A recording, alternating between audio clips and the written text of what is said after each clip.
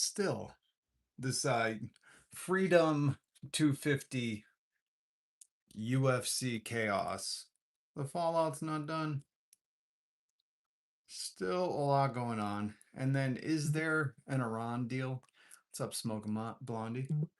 Is there an Iran deal? It's been said, allegedly, there was a deal signed on Sunday. How come nobody's seen it? What day are we on? Tuesday? How come nobody's seen this Iran deal, if it exists? Doesn't look like a good one from the clips I have. So we'll play some of those clips. And then we just got to get into more of this UFC stuff. We got to cover a little bit yesterday, but I've learned some new things from Joe Rogan and David Portnoy. You know them, the two of the biggest machismo, real alpha men, skibbities. No beta cucks, no soy boys. These are ground chuck men gone wild, eating sashimi elk meat straight off the kebab. They don't even cook it. I think that's what sashimi is, you know? If they had the opportunity, they'd like to taste horse. They just want to eat exotic animals. That's how manly these men are. And they've taught me some things. They've taught me some things.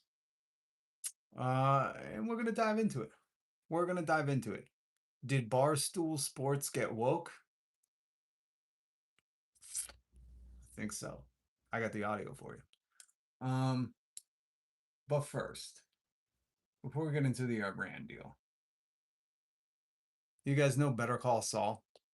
Is everybody? Yo, what's unfiltered? What's up, unfiltered life? Unfiltered life. I got it. I saw the three. It threw me for a second. How are you? But first, let's catch up. How's everybody doing? How's your life going? Going as planned? Working on it? Better than normal? What's happening? I'm doing, maintaining, as my uncle says. I'm maintaining. Um, Interesting stuff in the world, man. There's a lot being thrown on everybody's plate, and it's not all nutritious. So don't take it all on. Why do I have notification from a right-wing channel I don't sub to? Sends me notifications, but not Rob. Yeah, that's weird. It's on fire, Smoking Blondie, your world. Oh, I'm sorry to hear that. I was saying that today. I was walking through the fire. I'm walking through the fire right now. Um, and if you feel like you're walking through the fire, maybe stop and reflect and ask yourself, what is this pain asking me to do? That came to me this morning. I don't sleep much. And as I feel like I'm walking through this fire, trying to not let my soul get singed, I said, well, what is this pain asking me to do? Be calm, trust God, let go. Many things. I don't know. I don't have the answer for you. Always keep walking. That's a indubitable. In what am I trying to say? You cannot become impervious to the fire if you stop. So yes, thank you, Smoking Blondie. Sardion, solidarity, comrade. Um, it's always on fire though. Smoking Blondie, I hate hearing that you don't get notifications. I think there's a big issue right now at my YouTube channel not sending people notifications. But, again, what is this situation asking me to do? How do we navigate life's little picadillos? How do we do it? How do we do it? Pain is a reaction to something you shouldn't repeat. Oh, that's heavy, Smoking Blondie. Does everybody agree pain is a reaction to something you shouldn't repeat? I think I don't think that's totally true. And I only say that because pain is unavoidable in life, right? Like grief. Um And if you experience pain from the loss of a loved one, you're going to go through that again. There is no way you can, I don't know, maybe some people have lived a life without being able to lose anybody. That'd be fucking nuts, man. I couldn't see that happening. So I'm just going to stick with that example. But when Smoking says pain is a reaction to something you shouldn't repeat, I think pain is not necessarily always within our control. I think there's an externality and an internality. And all we can control is what is inside, right? Uh, because the suffering will always be there. Suffering is just a natural part of life. But what we choose to focus on, or better yet, how we navigate, how we walk through the fire, um, can really prepare us for the next pain, if that's making sense. Grief is a multiple level experience. Pain isn't the last step. True, true.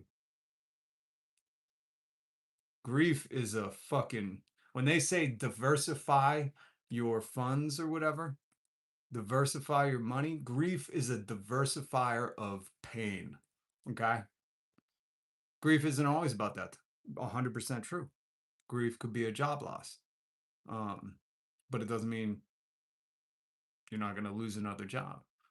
That's why I think pain is more of a character builder than an avoidance technique. That's a lot of getting into stuff. We're really digging deep now, man. We're really digging deep. But if anyone wants to chime in, we're gonna get to some audio. We'll do some fun stuff now. Okay, how about that? How about that? How about that? But little insights. Little insights. All right. Does everybody know Better Call Saul? Saul Goodman from Breaking Bad originally. Reminded me a touch of my lawyer when I was younger. Just a touch. That's a touch. Not in not pain is just the uncomfortable step in grief because it's change. Well, and that's the other thing. Pain can build character, but only if it's necessary. Well, what is this pain asking you to do, Summer Lovin' XX? That's what I was saying. That's what came to me this morning. Um, and I would say change can mean pain, especially to humans. What's up, President Reagan? Because humans don't like change. Change is uncomfortable. Uncomfortability creates pain. It's all about your tolerance, your ability to know your values, and we could do therapy sessions some other time. Let's get into Better Call Saul. Because I've been imploring people, I've been begging people to start doing PSAs, public service announcements. When I was growing up, we had Outdoorsy the Owl, or whatever his name was. What was his name? Hootie? Because that was the blowfish. Woodsy? Maybe it was Woodsy. Woodsy the Owl, Hootie the Owl, Outdoorsy the Owl. I think that bear, Smokey, lit him on fire or burned him out of his home. I don't know. We had Smokey the bear, Woodsy the Hootsy, not the Tootsie Roll owl, the one with the fucking. He looked like a goddamn Swiss Alp yodeler. He had the overalls and the little green hat. I don't know why he looked like he was in the Swiss Alps, but that's what he reminded me of. Um, we have McGruff, the crime dog. That fucking narc. God damn. What else do we have? I think Ronald McDonald, he taught us how to eat healthy. Um, we had the Burger King, who told you that nightmares are in real life. What else? We had a bunch of PSAs growing up. And I've been imploring people to start creating more PSAs. We need public service announcements because the public has just become dumber and dumber and dumber. That's not my words. That's Tim Dillon's words. That's Tim Dillon saying that. I played that audio for you yesterday. That effing narc. What's up, Eggy Rose? So glad I caught you. Boy, that Smokey the Bear is mean. Mitch Hedberg after camping on acid. Hedberg, rest in peace, man. What a great comic. If you never heard Mitch Hedberg, go listen. But this, Bob Odenkirk came back to record a Saul Goodman. I'm gonna just call this a public service announcement because that's what it is. Ready? I'm Saul Goodman. Did you know you have rights? Well, you do. Sure, they're old timey. They were written by a bunch of guys in powdered wigs and knee socks. But believe it or not, they're still surprisingly relevant. Your rights include, but are not limited to, freedom of speech, freedom of assembly, freedom of the press, freedom against unreasonable searches and seizures, etc., etc. Wow, you lucky so and so. Look at you, you got rights coming out the wazoo, all because a whole bunch of good people, 250 years worth, sacrificed everything they had for this awesome wallpaper behind me. Know your rights. And for the love of Mike, don't ever give them up. I'm Mike, and I approve this message. Fucking, that was amazing. We need more of that. I don't know how that got put together. I don't know if Bob Odenkirk did that. I don't know who funded this, but that was amazing. Saul Goodman coming back, bringing back Mike, if you're a Breaking Bad fan, or Better Call Saul fan, which was a great show too. I didn't finish watching it, but I know the first 2, 3 seasons, fantastic. And who doesn't love Mike? And if you haven't seen Breaking Bad, go take a week off work and just catch up. Just catch up with the rest of us, you know, catch up with the best of. Um, I don't know how that came to be. I truly do not. This is fucking amazing. So amazing. Um, all right. Before we get into the UFC melee, I got some more audio for you. I got some funny ass audio. Let's see, what does the vice president have to say?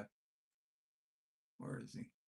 Where's the vice president? Where's this little guy? Here he is. Walk through some of this. The Iranians are saying that they're going to have access to a $300 billion reconstruction I'm sorry, a $300 million what? fund. True or false? Reconstruction fund. Why would we need a reconstruct? Oh, that's right, because we started that war and they're asking us to help them rebuild. Okay. Let's hear that again. Walk through some of this. The Iranians are saying that they're going to have access to a $300 billion reconstruction fund. True or false? Well, and that's the sort of thing they could have access to, funded by the Gulf Coast Coalition. Who believes that? Funded by the Gulf Coast School. Who believes that? You mean the guys with the hands in our tax money cookie jar? Are like, don't worry. Those people that didn't do anything with this, you know, the people that got bombed themselves, they'll pay for this. Okay. If you're believing that, see yourself out. So long as they honor their end of the obligation. I think that one of the things you're going to see, Ed, and people have to be skeptical of I gotta say, JD's going light on the eyeliner lately. Did his deal with Fenty eyeliner cut out? Maybe it's Maybelline. Do they stop sponsoring the presidency? I don't know. this, is that the hardliners in the Iranian system will Did he just say the eyeliners in the no hardliners? Sorry. overemphasize the benefits that Iran gets while underemphasizing all the things that they have to concede and all the things they have to provide in order to get these benefits. So we absolutely are open to the Gulf Coast countries investing in the reconstruction of Iran, but only if Iran. He's like, listen, man, we're totally down with other countries, you know, helping to rebuild the mess that we made. But there's stipulate like who the fuck is believing that we're like, listen, nobody help them. Nobody help them. We know you're in the midst of a war and that we keep bombing everything and they're bombing in retaliation, but don't you be sending them money before you fix your own shit. Okay, this totally is making sense. I like it. I like it. If you got no sense in your head, this is it. This is the sense you put in there. Ends their nuclear program, ends the one that we demolished last summer, the one that we demolished a year ago. their enriched stockpile of material, and it was really open to an inspections and enforcement regime like the one that we had under the Obama deal. That gives the American people confidence they're never going to have a nuclear weapon.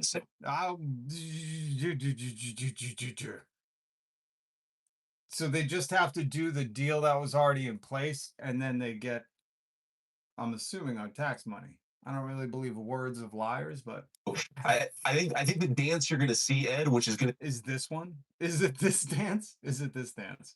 to be interesting, is the Iranian media, especially the hardline media. They're going to talk a lot about what they get without talking about what they give. Kind of like the American media is going to talk a lot about what they need to get and not a lot about what they need to give. Fucking politics, man. This stuff is hilarious. I don't know if I'd be a good politician because you could just say whatever you want. That's what we're witnessing here. He's like, yeah, we'll give him 300 million. No, we're not giving it to him. The other states that are totally decimated, they're gonna give it to him. We worked it out. Like, what is the benefit of the Gulf states sending 300 million to Iran? I don't understand what America is like. Hey, could you guys throw 300 million at them? We got like 600 million going at this Epstein Memorial Ballroom right now. We're a little tied up. We can't cash out our Trump coin yet. Liberty World Financial, it has a hard fucking line at when we can sell.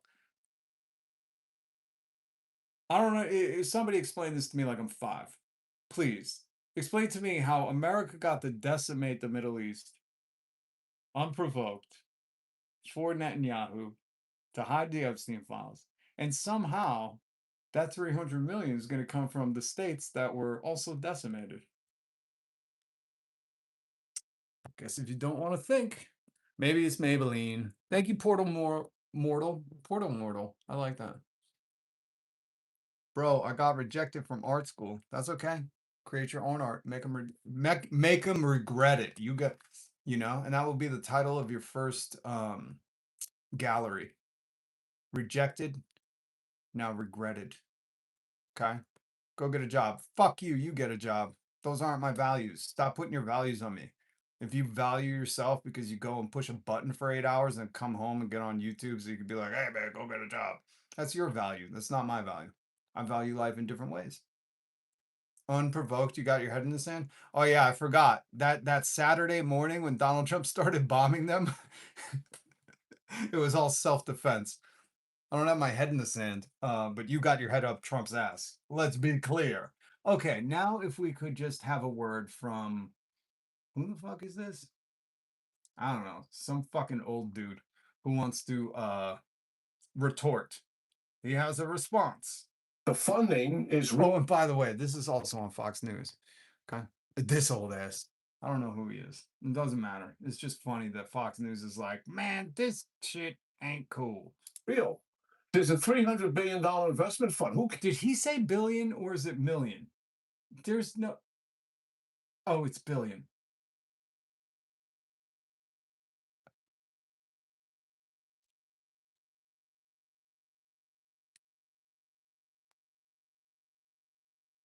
Please be million. Please. I feel like I'm going to throw up. How can we throw money at so many things besides the people in this country? And listen, MAGA in the chat, just shut the fuck up. You know what I mean? Don't be like, because you got to work harder. Like, Israel is laughing at you every time you say that. Every time that they go for the universal health care and everything that American tax dollars pay for them, like they're laughing that you think you got to work harder and you don't have to work harder to make your government work for you. the funding is real.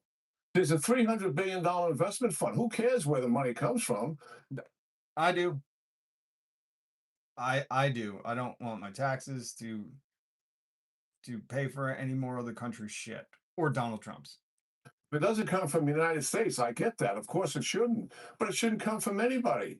I mean, when we recovered Germany and Japan, the Nazis weren't in charge, the Japanese imperialists weren't in charge. Here, the Iranians are in charge. The killers and thugs are still in charge. We don't give them that money because what are they going to do with it? They're going to recover everything we've taken away from them. Who cares whether it's coming from the Arabs, from the Qataris, or whatever? They don't get it. They shouldn't get any of it. That's just the reality of it. They're going to take that money and recover everything. And you know that, Sean. You know that you can't trust these people. I don't trust the Iranians. I'm a trust but verify guy. But I heard the vice president say they don't get anything unless they do those things. They get. So you're saying that if they do those things, you trust that they do those things, but you don't trust them? You see where this gets a little confusing for me? When Sean Hannity's like, I don't trust the Iranians, but as long as they follow all the steps on the honor code, then I trust them. Nothing until they do something. It's not our money. And they never signed off, he said, on any deal for Qatar to give them. Isn't it amazing how this deal just sounds so good? Not our money. They have to follow all our rules or they get nothing. It's almost like the impossible deal. It's almost like propaganda. It's almost like it was signed on Sunday and nobody's seen the fucking deal. them a penny. Now, he said they would open the door if Arab countries. Dude, Sean Hannity looks like he is drinking too much buttermilk in the morning. I don't know what the fuck this dude looks, but he is like tinged off white from his hair to his flaps. God, I can't look at him anymore. I apologize. I just can't. I can't look at him anymore. Oh, gee. Okay, we're gonna start getting back into the UFC stuff because it's hilarious. Now, I don't know if you guys saw this.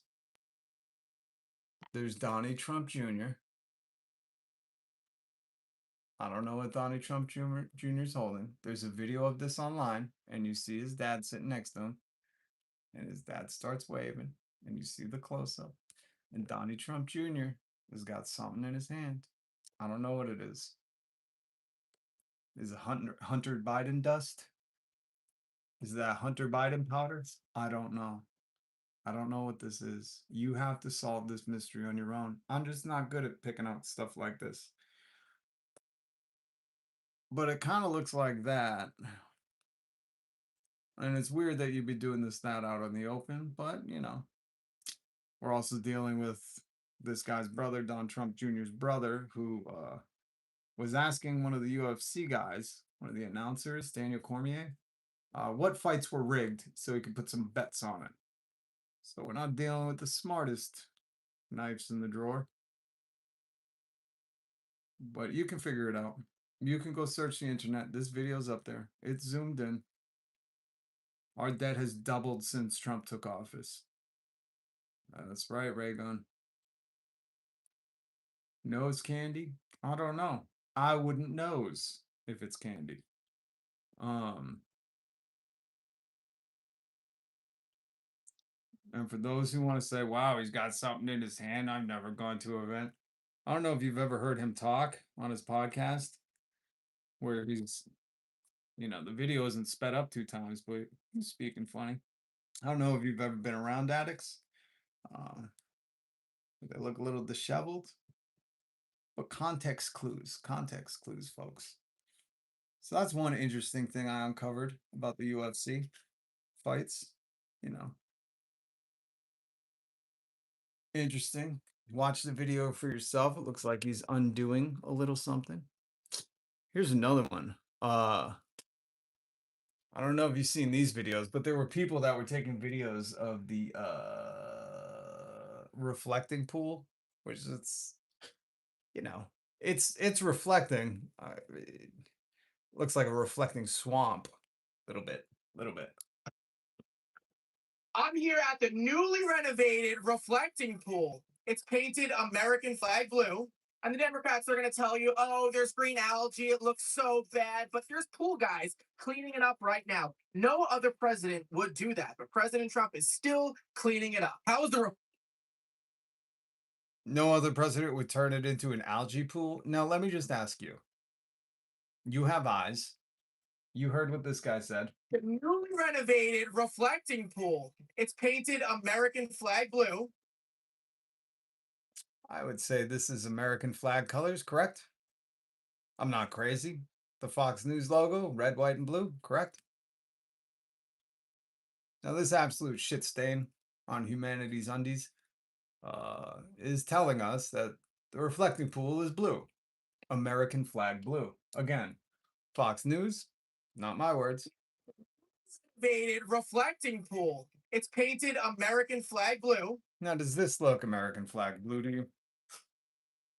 Just look at the blue in the corner, and then look there.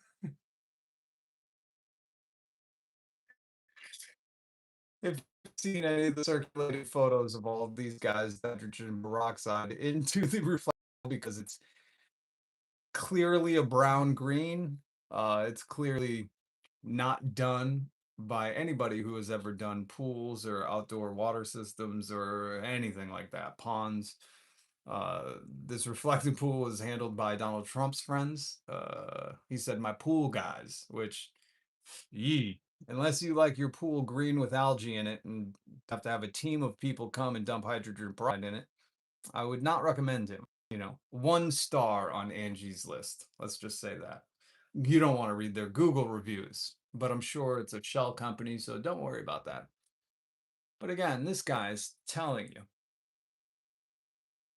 Fox News is literally saying, do not believe your eyes. This is American flag blue right here. He should have probably not have wore a blue blazer, and they should have probably not have put American flag blue Fox News logo right there. I'm here at the newly renovated reflecting pool. It's painted American flag blue. And the Democrats are going to tell you, oh, there's They're going to tell you the green algae. green algae. It looks so bad. But there's pool guys cleaning it up right now. No other president would do that. Why are they cleaning it up right now? Didn't he just have this fucking done for the event? Like, are you really trying to convince people that the color behind your blue jacket is blue? Again, Fox News is poison for your brain. If you watch it, you just better off eating like lead paint chips or doing Tide Pods. I don't know. What are the kids doing now? Ice baths? Is that what Joe Rogan's doing to freeze his neural connections? I'm not sure. But if you watch Fox News, this is why I have to highlight this stuff sometimes. Because this guy's literally saying, hey man, this reflecting pool is American flag blue. Yeah, the Democrats might say algae, green, whatever. We can clearly see that it matches that blue color right here, and they are totally in sync. Is this where we are in America? Where you got to have a guy stand in front of a green swamp fountain filled with algae, telling Americans that it's blue? The Democrats want you to believe it's green with algae. Don't pay attention to the guys cleaning the algae out of there. And certainly don't look at the hydrogen peroxide bottles and the team of people trying to get rid of the algae. This is blue. Okay. Okay. I guess we could try to go with that. Now, yesterday I was playing for you some of the advertisements, and we're gonna get into Dave Portnoy and how this shouldn't say wake up. This should say woke.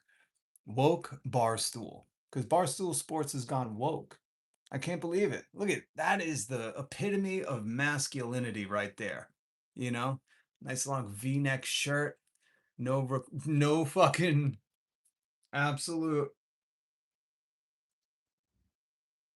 no regard for, let's say, women. People don't respect his authority, and no regard for any lessers. The peasants, the people that don't earn top dollar eating slices of pizza outside of a bar at night.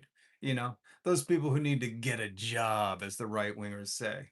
Go get a real job. Well, like what? Eating pizza outside of a place and talking about on a podcast that you're the hottest shit in America? All right. All right. That kind of job. Clearly a very talented fellow. You ever seen him eat a slice? Hot dog. I bet a lot of guys like watching Dave Portnoy eat pizza. It's always weird, Where in my younger days, I wasn't infatuated with what a guy thought of pizza, but going out and maybe getting laid. I don't know. Call me crazy. But yeah, I wasn't perpetually on the internet because, we didn't have the internet. But I wasn't paging dudes, being like, hey, man, are you going to go outside that pizza place and can I watch you eat a slice of pizza? You tell me on a rating scale. Like, it just wasn't my thing. Wasn't my thing. It's still not my thing. Never seen a fucking pizza review in my life, and I don't give a fuck. You know what I mean? Pizza. Some shitty, some's good. There's my whole review. The talent we have in this world. So, anyways, Dave Portnoy, Massachusetts native, cocky, savvy son of a bitch. just, gracing us. We should all feel equally blessed to be sharing this Earth stage with such a commodity. But before we get into him and how he's gone woke, a little disappointed, Dave. Didn't think he'd go this woke this quick. His mom, he wore mom pants one day in a pizza review. That's probably the coolest thing I've ever heard about him. You know what I mean? Wearing some mom jeans. Portnoy is a slimy coin clipper. Does Trump have a job? If you count napping at every event a job, then yeah, because he is getting paid to nap. Very talented at being slimy. I'm not reading that word. Yo, watch your mouth, man. I'm a pizza cuck. Goddamn, Charlie Kelly's here. Okay, I figured you'd be the pizza cuck. Yeah, we got a lot of pizza cucks on the internet. Maybe that's what I should do. I should go find the shittiest pizza. You know how he's trying to tell you, like, what's the best pizza? I should just go out and be like, this is absolutely the shittiest pizza. You got to come here and overpay for it. One middle finger up. That will be my review. It's the most unoriginal, untalented thing that I think I've witnessed. Guys that just go eat fast food in a car or outside of a bar. You know what I mean? Like, I think we've all been there. 2 a.m, gotta get a slice. Everybody's standing on the corner eating pizza. Who knew that could be monetizable? Is that the brilliance of Dave? Is that the brilliance of Dave? I'm trying to figure this out. Is the brilliance of him? He's like, if somebody just filmed me sloppily eating pizza and saying, good, I can make $1 trillion. His parents are already rich, so it fucking didn't matter. He wasn't failing. You know what I mean? Like, he was not failing. This is a rich kid. But still, sometimes I'm baffled at what people think talent is. Like Mr. Beast. Very talented. What did he do? Squid Games. Wasn't that somebody else's idea? He did it on Amazon. I mean, on YouTube. Ah, yes. Brilliant.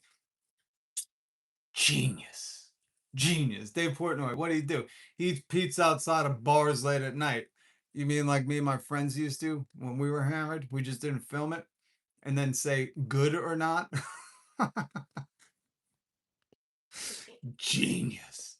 Genius. What, he created a website to slob hogger on fucking women and treat them less than people? Ah, genius. That's what I'm gonna dub him. He is what's his name? John Francis?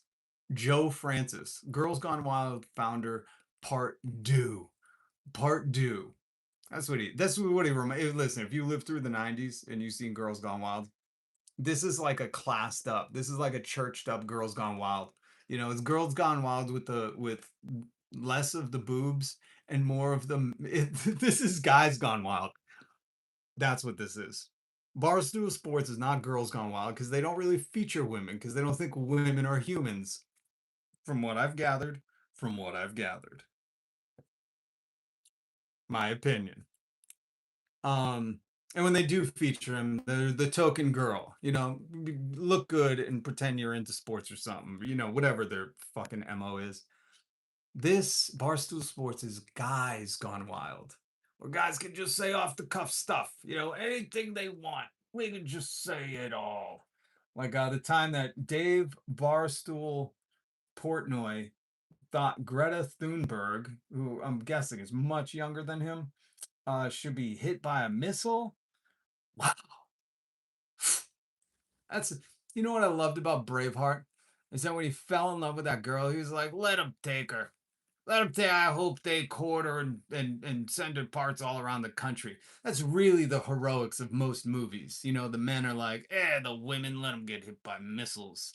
Remember at the end of Titanic when Rose was on the door and Leonardo DiCaprio, I don't know his name in that, was like, move over, Rose. I don't give a shit if you freeze. It's really, it's chivalry, it's tradition, it's values. That's what Dave Portnoy embodies. Gaza, we can do unnamed. You can be live I'll in jump Gaza. I'll jump on Greta Van Thorsten or whatever that girl. She's sailing there, like whoever that fucking. I hope they hit a fucking like a missile on her boat. Well, I hope they hit a missile. It's a real man's take. If you're wondering, We're going to get to his audio recently, but I just thought I'd bring you through his resume and just a little resume. You can look up the allegations against him. I don't want to get into that shit. I just want to get into the stuff that he's recorded on tape having been said. Because I think that tells you a lot. You know, if you're willing to go on tape and be like, yeah, I think that young girl who's trying to do some good in the world should get hit by a missile. You might not be the hero in the story. Here's Dave Portnoy getting mad at Goodfellas Distillery in Lexington, Kentucky. I remember when I first seen this clip. I've never seen such a fucking petty tantrum over getting kicked out of not being able to film him eating a slice of pizza and saying if it's good or bad. It's like, dude, if you really believed in the art of pizza eating, is that what this is? If he really truly believed in the art of pizza reviews, he'd be like, oh well, sorry, we didn't ask for permission. We'll just step right over here and we'll rate your pizza. But that's not how this goes. Let me show you the picture. Here we go. Here he is. You guys got permission to shoot on my patio today? Oh, cool. So I'm gonna need you to make your way out this way. Now, a normal person, before I get to Dave's reaction, a normal person would be like, oh, sorry, do you think it's cool if we film? Introduce himself. Not everybody knows you. I know he thinks everybody knows him. But a normal person would be like, hey, man, I run. A slick person would have been like, I run a little thing called Barstool Sports. But then again, maybe this manager knew who he was, knew his allegations. Maybe a couple girls were like, he's creeping me out, and this manager just wanted him out. We don't know the context. We don't know. We just see the reactions because it's filmed. And you would think a normal person would be like, yeah, that's all right. Now, Dave. Okay. It is a 0.0. And his fans were like, wow, the first time Dave gave us 0.0. Because that was a true pizza review. One fucking bite, and then his ego is tested, and he crashed and burned and had to retaliate in a way where he was like, all right, you think you're going to ask me to walk to the sidewalk? Well, your pizza gets a 0. Which I'm sure the manager was like, yeah, that seems like an authentic pizzeria. This doesn't seem like Dave's going into places, seeing if they'll give him a free fucking slice. Maybe that's how Dave started this. He was just like, my parents cut me off from the trust fund. I got to figure a way to eat. Oh, film me. I'm Dave from Barstool Sports. Could I have a slice of pizza? I don't know if that's how this started, but the more I see this, the more I think maybe that's how maybe that's the origin story. He thought, hey man, I could get it good with the bar, get a couple drinks, get a slice of pizza, and then I give him an 8.2561. I give him the old 3.14 and I say, what a pie. That's what he should have done. He should have done it at 1 to 3.14 and said, that's a pie. But that, I don't know. This isn't Goodwill Hunting. He ain't that fucking bright. Goodfellas kicked out. National Pizza Review 0.6. He even said it. I forgot about that. He even was like, I got kicked out, so fuck these people.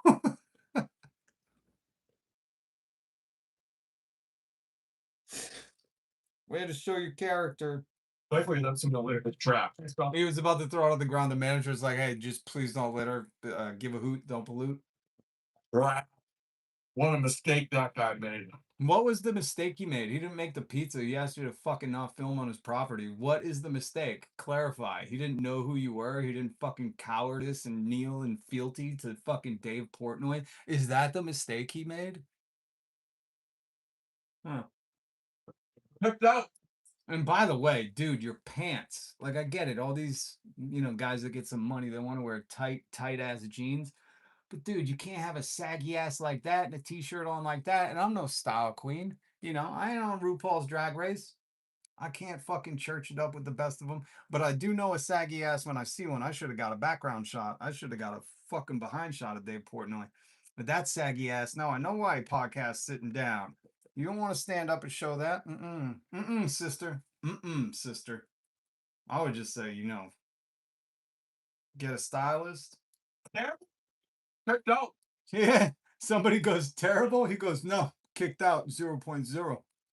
If you don't respect my authority, you're kicked out. I mean, you get a 0.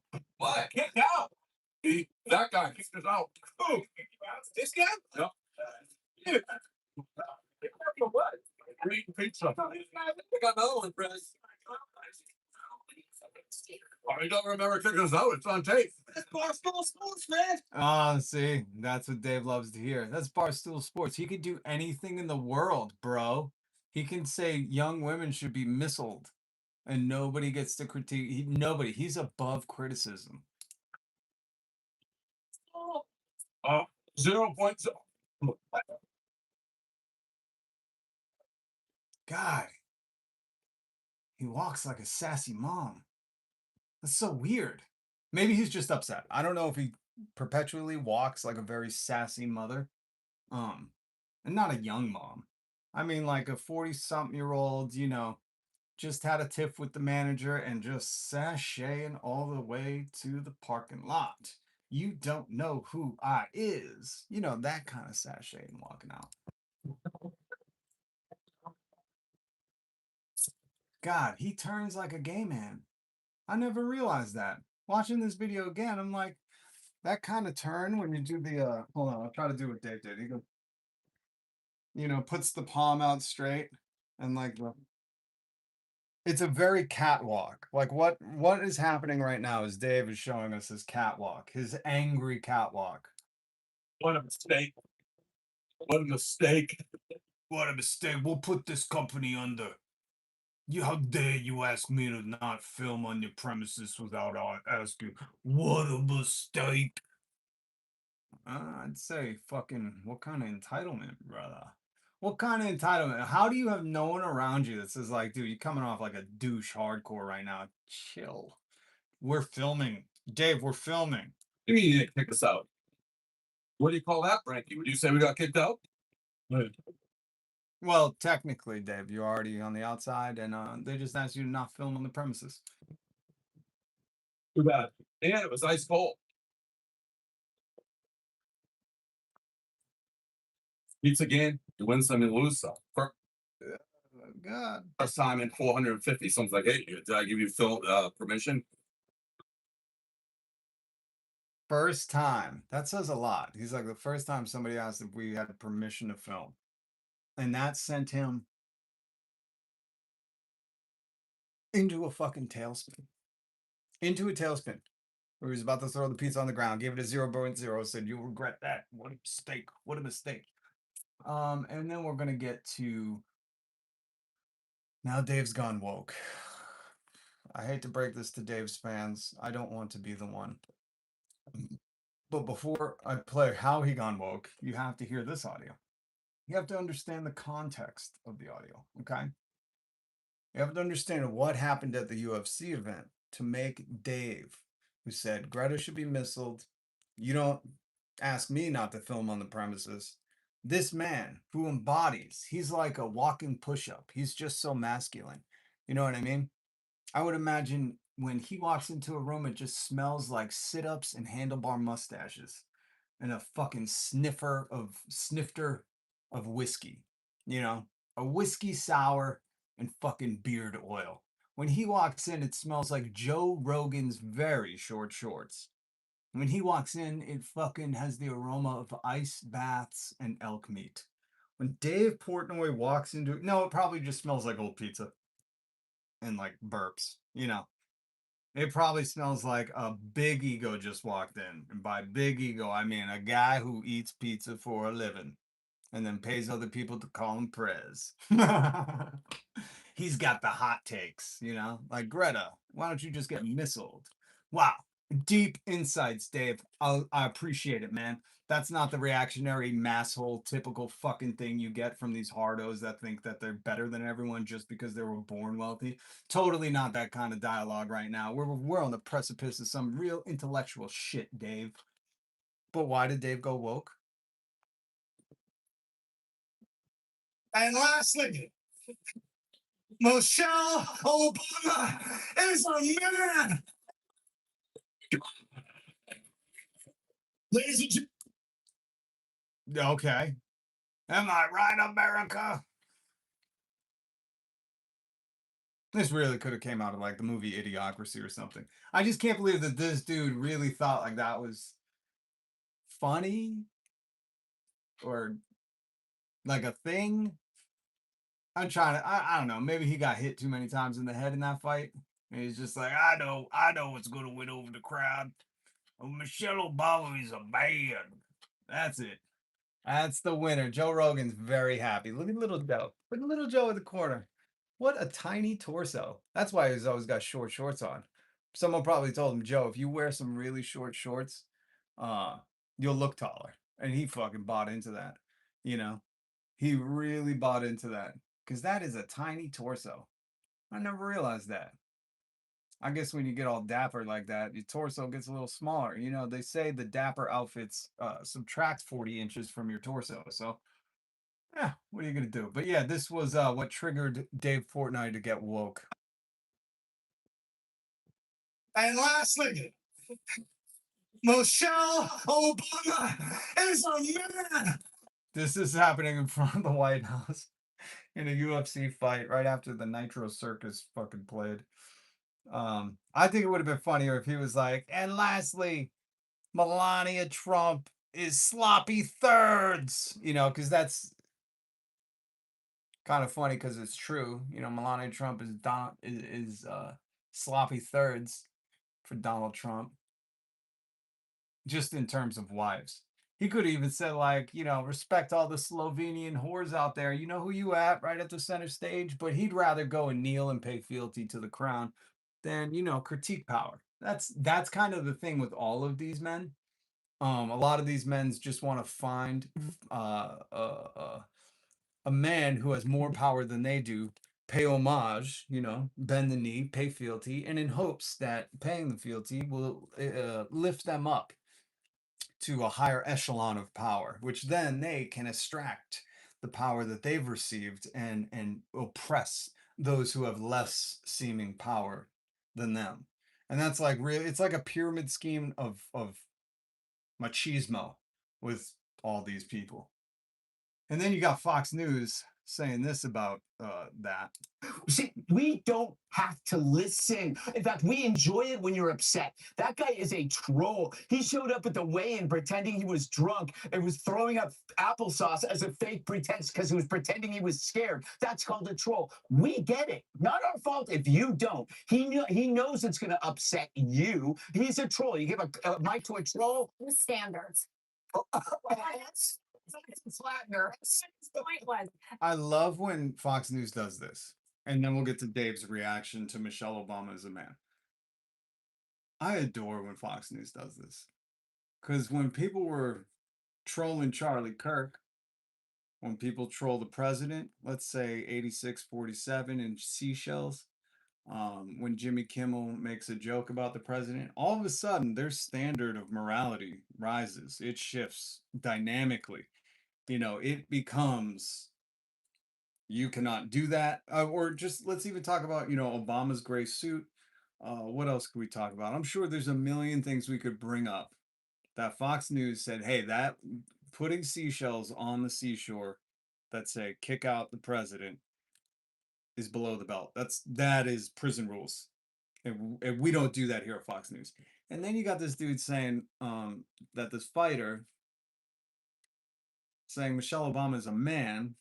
I don't think he's a comedian or is good at telling jokes. It's just trolling.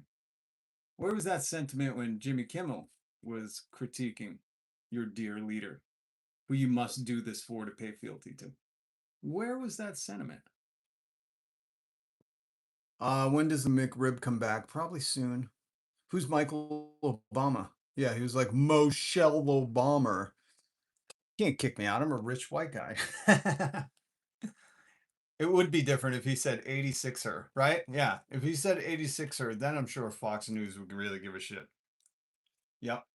But the most shocking of the right wing sphere, the manosphere, the Joe Rogan, I do legs every day crew, which I don't know. Dave Portnoy's technically in the Joe Rogan crew. I think he has a smaller Barstool Sports you know, arena within the Joe Rogan verse, you know, like they're on the same timeline, but you know, Dave has to operate his guys in a different manner. He has to have full control over these guys. These knuckleheads are not allowed to talk back to him.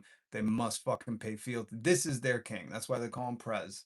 That's just short for that's my king. Because you know, these guys are probably a lot of them homophobes, so they don't want to be calling another dude king. Let's just get that out of the way. They don't want to say they're my king, so they call him Prez. They call him Prez to disguise that, we're not paying fealty. This is just our president, democratically elected, always in power, forever president. He's like Xi Jinping, right? Ping, President Xi. He's like the Chinese Communist president. He is forever president. It is in the Barstool Sports Constitution that Dave Portnoy will forever be president and must always not be looked directly in the eye. But it was just shocking. When I heard the guy, I played the clips for you, right? Dave threw a tantrum when he got asked not to film on the premises.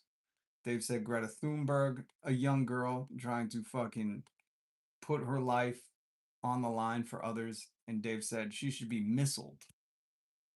There's more stuff if you want to look up Dave. There's more things he said. Those are just two of the ones that I thought made a good point. This is where Dave resides now. And I don't know his angle, but he's gone woke.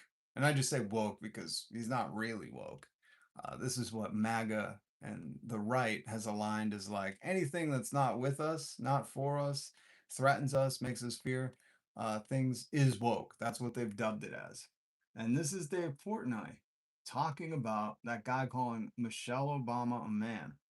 There was one moment I do think Trump has to denounce. Yeah. And anybody, Don't forget, Dave Portnoy did interview Donald Trump, and I think he even did it like last election. You know what I mean? Like he was on the Trump train from the get-go. He saw the grift coming. He could smell the grift coming. And don't think a guy who just eats pizza in front of fucking bars late at night, which I think every guy has done in their life, and then capitalizes it like it's some huge talent. Like his taste buds were the fucking gift from God that's really gonna let you know what your personal pizza preference fucking is. The guy who's pawning that off as a true art form, the guy that's pawning that off as an art form,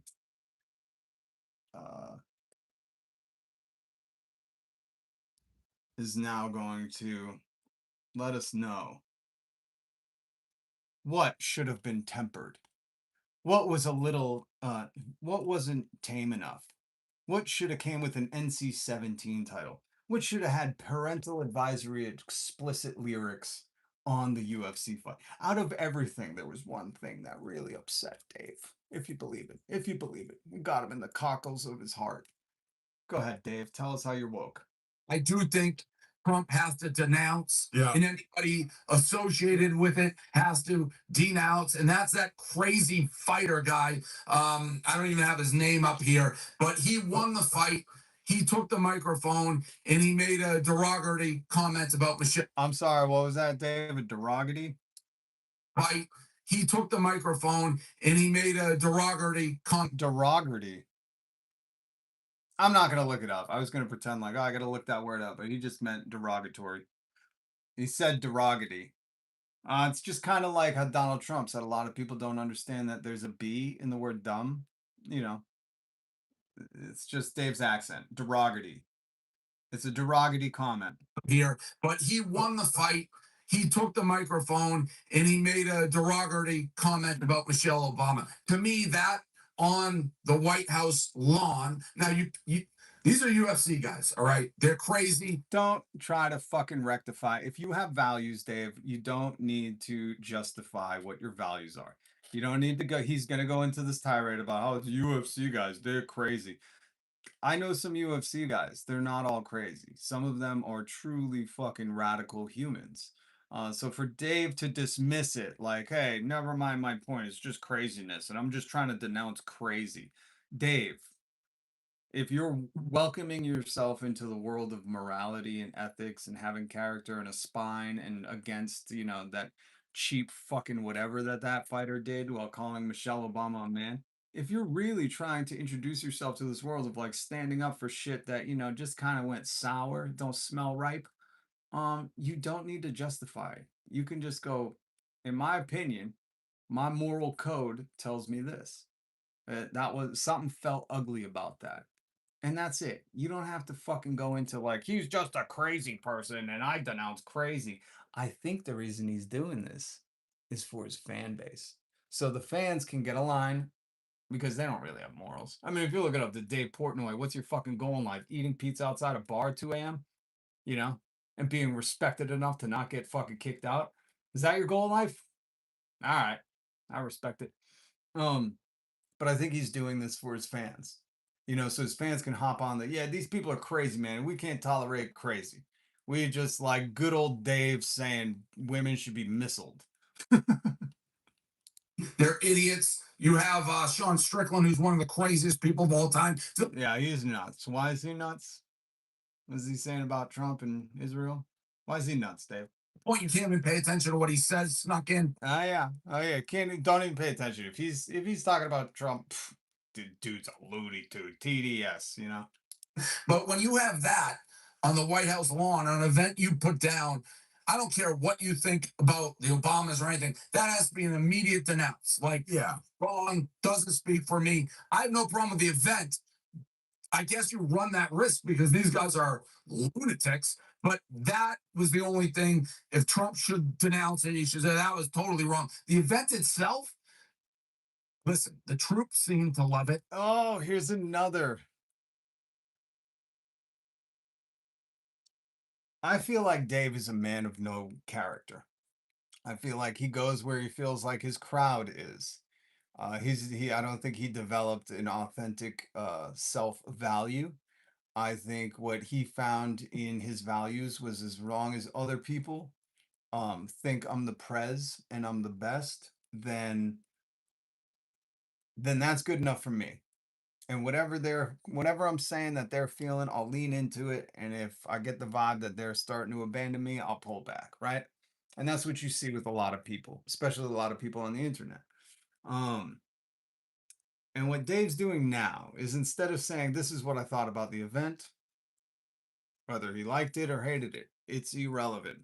But when you go, this is what I think about the event, you go, well, the troops liked it. To me, that sounds like you're just hiding behind the shield of, gotta love the troops. Don't want to disagree with any troops, do you? That's very his Nietzsche. That's very his niche, Hey guys, I mean the troops loved it. They love pizza, they love UFC fights. I can't disagree with the troops. That's not really your opinion then. You're just saying, well, if a very popular protected class of people in America are going to approve of it, then who am I to say what my real feelings are? Are we all on the same page before I play this audio? So when Dave qualifies his like or dislike of something by what the troops thought, which I'm pretty sure he didn't fucking ask the troops, they were just there cheering. And that makes me think, Dave, what about the troops that weren't there? Do you think that was well spent $60 million of our money? The guys that are broken down Humvee fixing, maybe needing something at the VA. What about those troops? Did you go to the VA and say, hey, man, did you have Paramount Plus? So you had to maybe buy a new subscription to watch that thing that was for you. Did you like that? I don't know if Dave did that. I'm assuming he didn't because this seems like it came up pretty quick for him. I don't think he had time to ask all the troops, but that's how he qualifies his answer. Those are lunatics. But that was the only thing. If Trump should denounce it, he should say that was totally wrong. The event itself. Yeah, because Donald Trump, the guy who, when asked to denounce the Proud Boys, said, stand back and stand by. He's a big denouncer. Listen, the troops seem to love it. All the people there seem to love it. I have no problem with it. I think it's not even I like it. He says the troops seem to love it. Everybody who was there, which I read for you yesterday, the people that were at that event were the troops and corporate sponsorships, starting at $1.5 million a package. So the people who were allowed to go were just corporate campaign donators to Trump, I'm guessing. Trump wasn't letting in any woke companies. These were the people that probably, at some point or another, maybe funneled some money to him and then got to pay $1.5 million to go. Where did all that money go?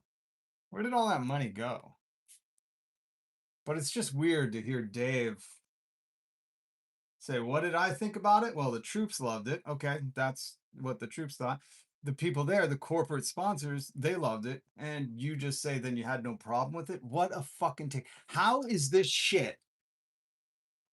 It's just like the podcast Flagrant. How is Barstool Sports a real thing? Talk about the most tepid fucking answers to anything. This is like a fucking ice bath. This is what watching Joe Rogan do an ice bath would be to me. Like, what the fuck are we watching right now? Dave just saying how many other people liked it, so he has no problem. Wow. That's the prez, man, the decider. The guy who calls the shots, who doesn't fucking question himself, who stands against authority, who, mercilessly calls for the missling of young women. That's a real man. If you wanted to know what a real man is, you fucking listen right here. A real man is not scared to share his real thoughts on something when it might not be popular. And let's hear if that's Dave. But that was the only thing. If Trump should denounce it, he should say that was totally wrong. The event itself, listen, the troops seem to love it. All the people there seem to love it.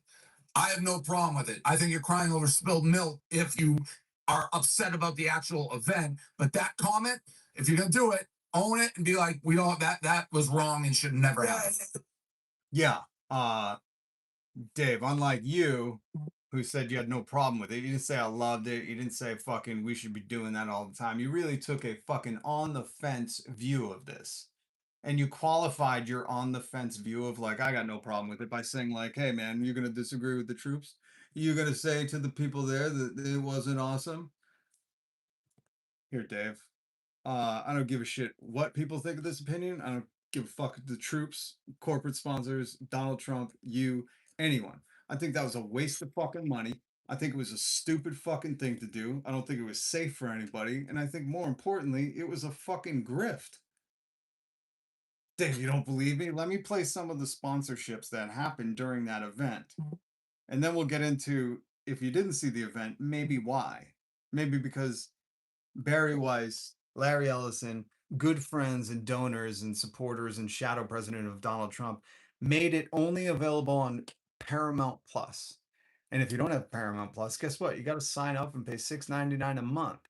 So that means Larry Ellison, Donald Trump's good friend in the White House, who's buying up all the media, is getting some money for this event too. You know, this thing that our tax money put on. So I'd call it a grift. Right? Right, Dave? I'm sure if Obama did this, you'd say, well, the troops loved it. The corporate sponsors loved it. I don't have a problem with it. I love how after he says, I don't have a problem with it, he says, but if you're going to take a hard line, just own it. Okay, if you're going to take a fucking half-ass sitting on the fence because you got no nethers opinion, then just own that. Just be like, man, I can't really share my opinion because I'm not confident enough. You know, I eat pizza for a living. Got some indigestion. I got a tan like I'm fucking just leaving the Keys. Probably can't wear my Bermuda shorts in front of all my Prez subjects. So I'm just a little insecure right now. You know, haven't been doing my legs every day. So I'm just going to go and stand behind the troops loved it and the sponsors loved it. I have no problem with it. I think you're crying over spilled milk if you are upset about the actual event. But that comment, if you're gonna do it, own it and be like, we don't that was wrong and Yeah. If you're gonna do it, own it. Unlike me, I'm not gonna own my comment. I'm just gonna say the troops loved it, and if you hate the troops, then fine, disagree with me and the troops. That's what that is. Just so you know, when people go like, "Hey, the troops," when they do the whole like, "Hey, the troops" thing, what they're saying is, "Oh, you disagree with the troops? Wow, not patriotic." Okay, is that the cheap fucking blow that you're gonna take to people, Dave? Oh, Davy. Davy. Let me, if you don't think it was a grift, Dave, I want to play this from these fellows. I don't like Pod Save America. I don't like these dudes. Sorry. Something I can't put my finger on with them. something too status quo. Too I'm rich, white, and wouldn't mind the system going back to just before Donald Trump, but fuck people. You know, like I'm not saying that's the truth. I'm just saying I get those vibes. Those vibes are fucking emanating from these guys. Uh, and it makes me hesitate on supporting them. But listen, they found some interesting stuff. I was playing this for you yesterday. Um, the advertisements during the UFC fight, and they were all sponsored by Donald Trump's private companies. That should be highly illegal. Emoluments. But they found an extra one that I did not catch. So we're gonna play this from Podbro America. What is it? Pod Save America? Bro Pods Save America. The Pod Bros say they should have called it Pod Bros. Pod Bros Save America. Plus, a USD bonus presented by World Living Financial. Pros maximum Fortnite broadcast of collecting of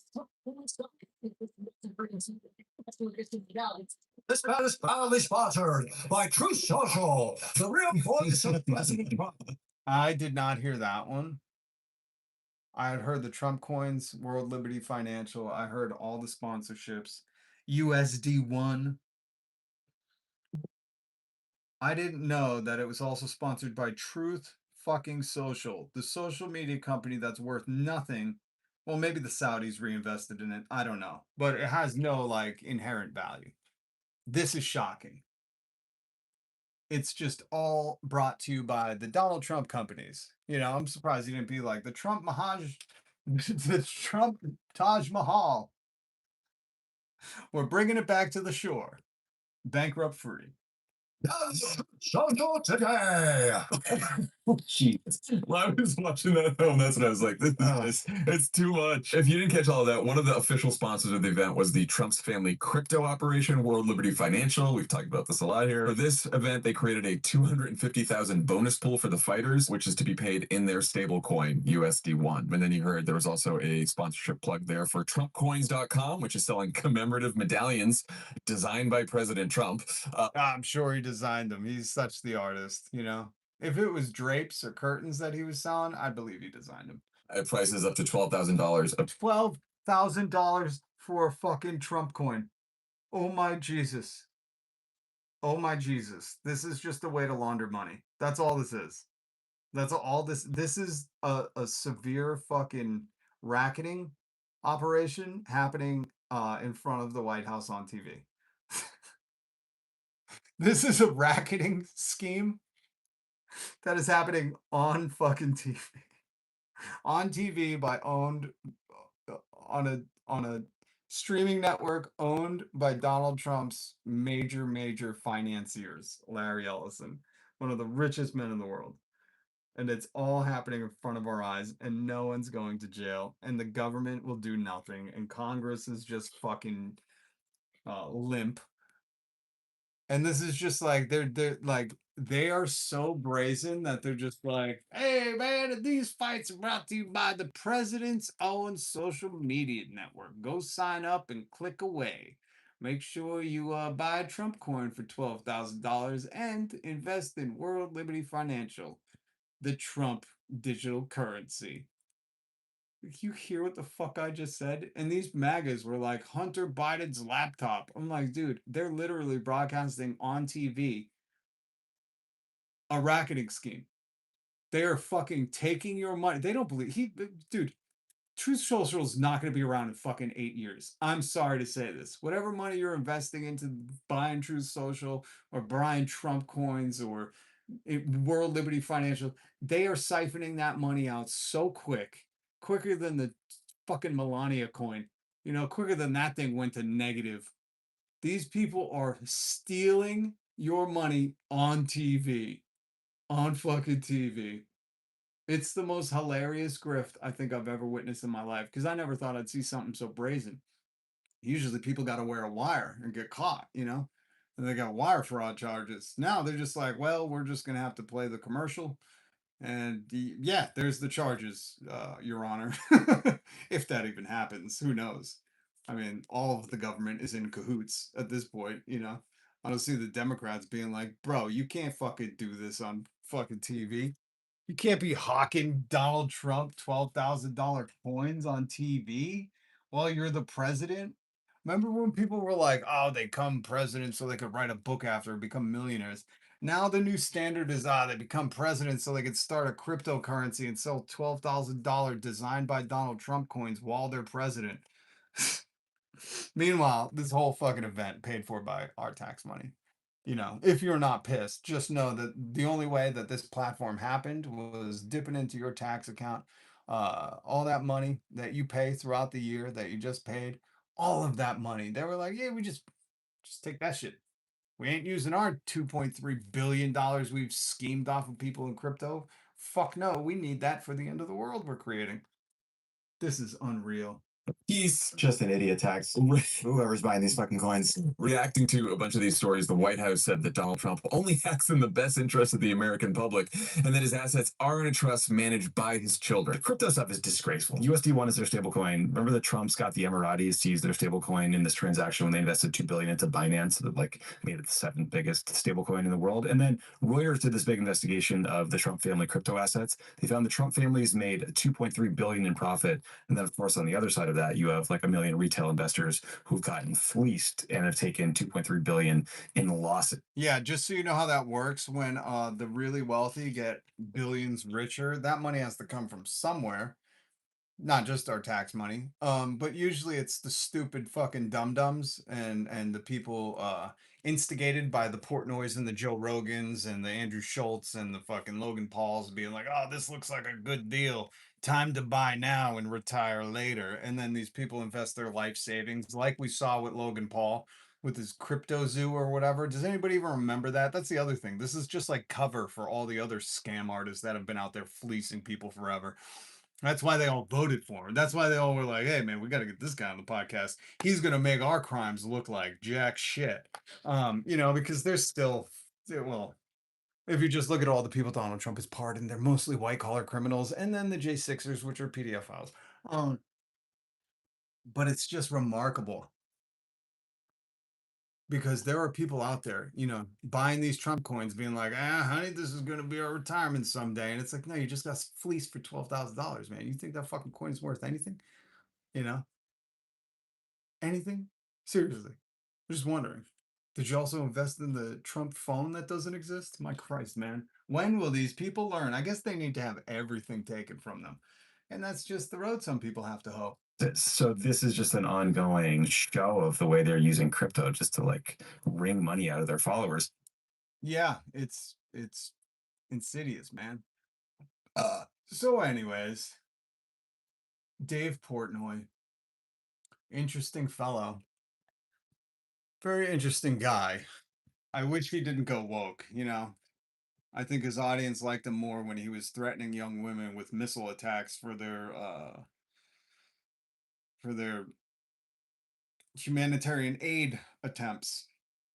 I can't believe that's a real sentence, you know.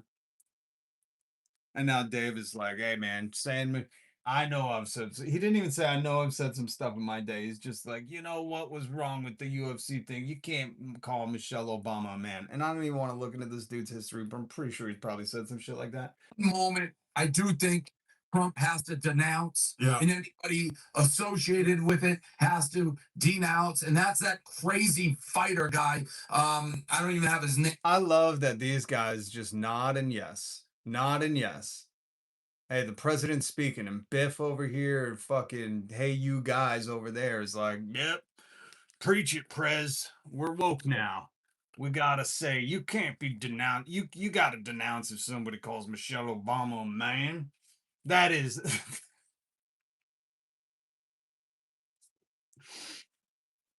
That is a line too far. We've endured. Quiet piggy. Just grab him by the Epstein files is a hoax. But I'll tell you what, if you're gonna attack Michelle Obama, that, my friends, is a line too far. I love it. You can just smell the fucking morality on these people. They reek of ethical code. Name up here, but he won the fight. He took the microphone and Joe Rogan kind of gave him the mic. He didn't take it. Joe Rogan had his hand on the microphone the whole time. Jesus Christ, man. Stop pretending like fucking Joe wasn't holding it in his face, giggling like a schoolgirl. But of course, what do you expect from Joe fucking I have a high belly button McGee Rogan? You know? The dude's not a comic. He probably heard fucking this dude say this. Where is it? He heard that Joe Rogan heard this and was like, fuck, I should have incorporated that into my stand-up special. And lastly, Michelle Obama is a man. Look at Joe. Joe is the happiest boy ever. He was like, damn, Tony Heathcliff just recorded his special. Why didn't you save this? Somebody get my fucking notes. Get my iPhone. I gotta put this in my notes. Michelle Obama, man, save for next special. Do before I hump stool. This is the most pathetic fucking timeline we're existing in. So stupid. Anyways, Joe Rogan's got a really high belly button. If you don't know what I'm talking about. Wait, Calendar. I'm pretty sure I've seen pictures of that guy with a six-pack airbrushed onto his beer gut. That's kind of hilarious. See, that shit makes me like people. You know, if you're gonna listen, you can see how high his belly button is. I'm assuming that's where his belly button is, and it's just dripping a little sweat. Joe's dripping little sweat. Joe, stop wearing gray. Stop wearing gray. Stop it, Joe. Stop it, Joe. But if you're somebody who has a beer gut and you airbrush a six-pack onto it, I immediately fucking like your style. I think that's kind of funny, you know?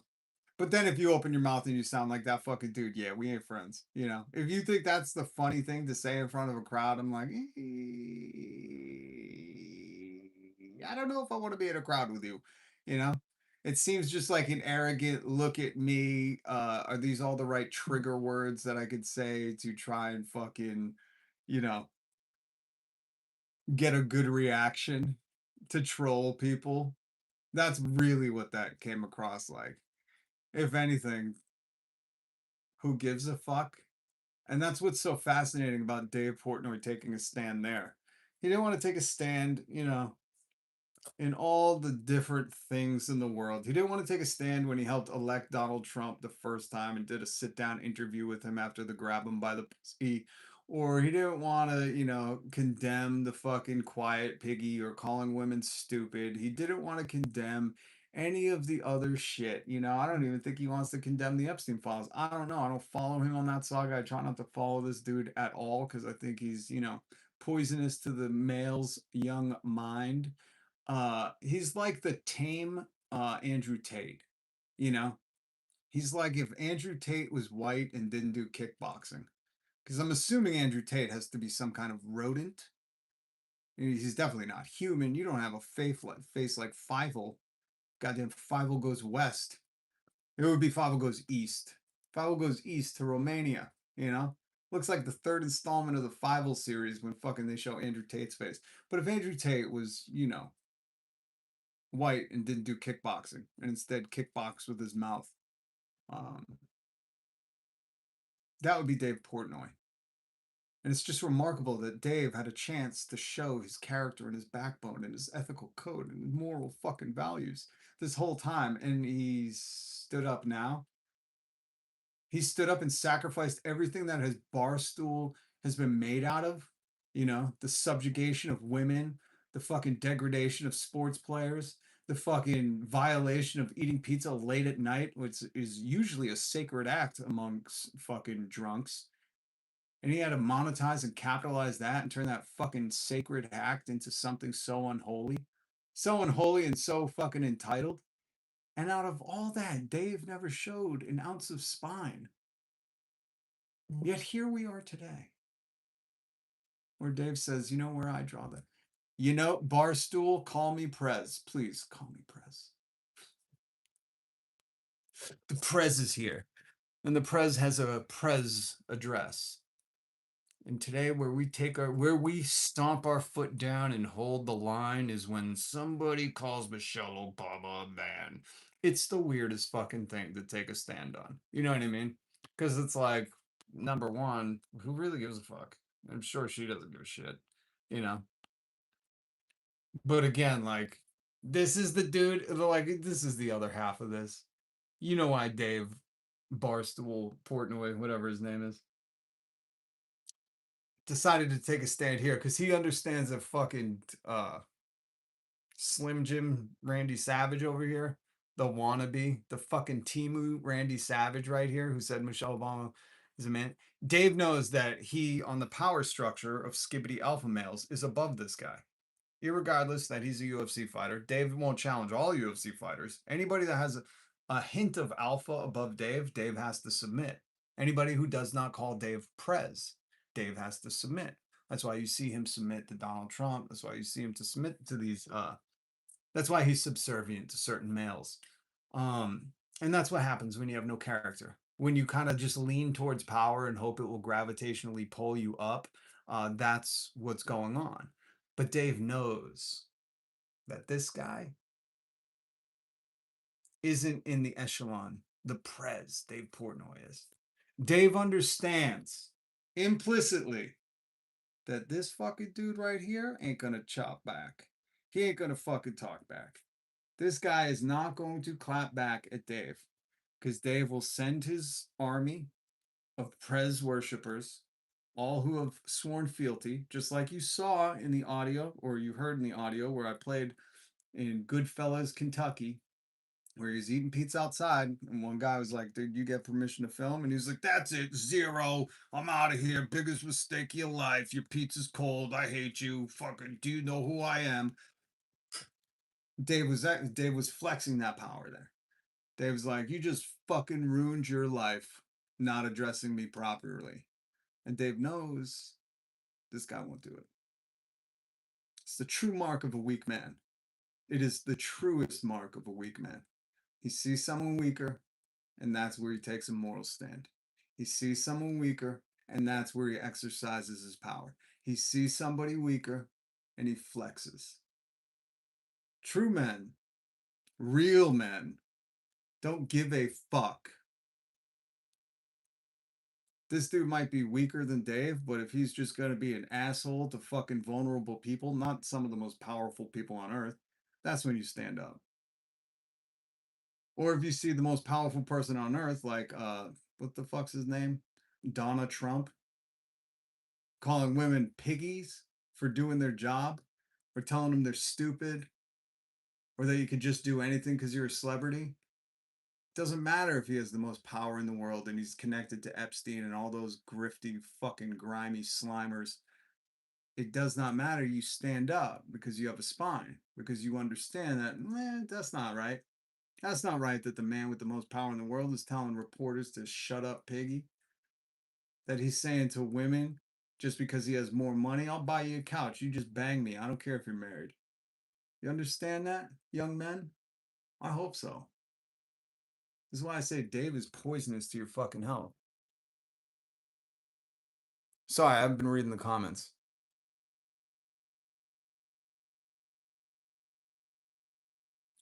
Are from America. Yeah. Good for you. You are from America. This is a lefty nest.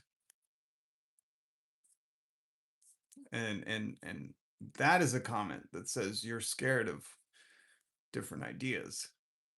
It's okay. I understand. Must be a pirate. Ooh, I love pirates. Tear down that bigotry sticker.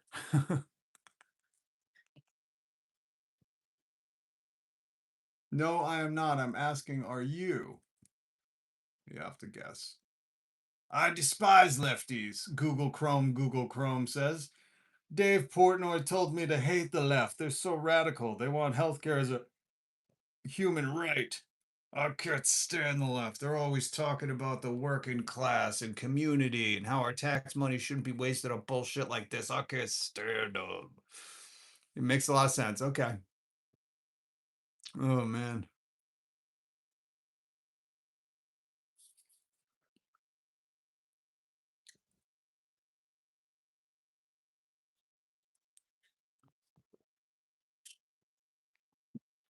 Connor, you're the one squeaking. Well, yeah, these people squeak. And that's the funny thing when they come in and say stuff like, Man, they get so upset at anything they don't hear, but I'm addressing a comment that's like, this is a lefty nest. I can't tolerate this shit. It's like, are you putting on display what you think other people are doing?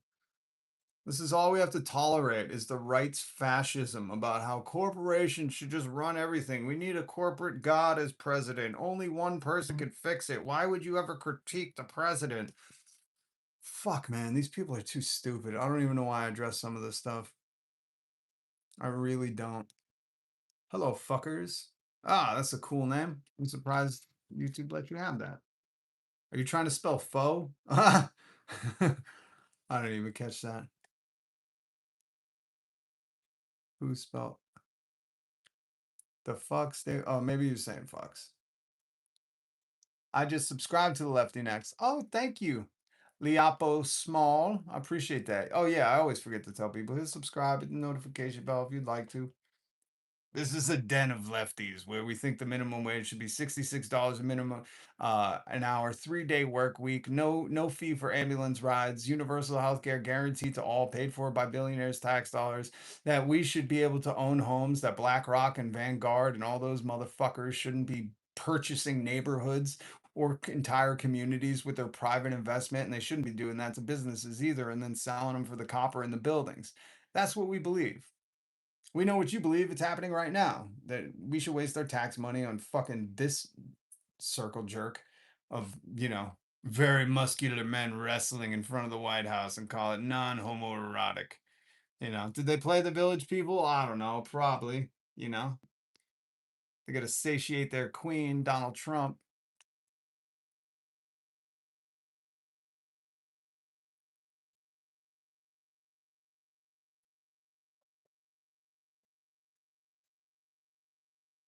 These people are interesting, man. It's almost like trying to talk to like middle schoolers, because I think that's really where they stop maturing in their head. Because some of the shit these right wingers say, man, these MAGAs, all it is I triggered them because I'm in disagreement with how our tax money should be spent. But it's bigger than that. It's really that I believe in dissent. Whether it's Joe Biden, Obama, or any of these fucking presidents.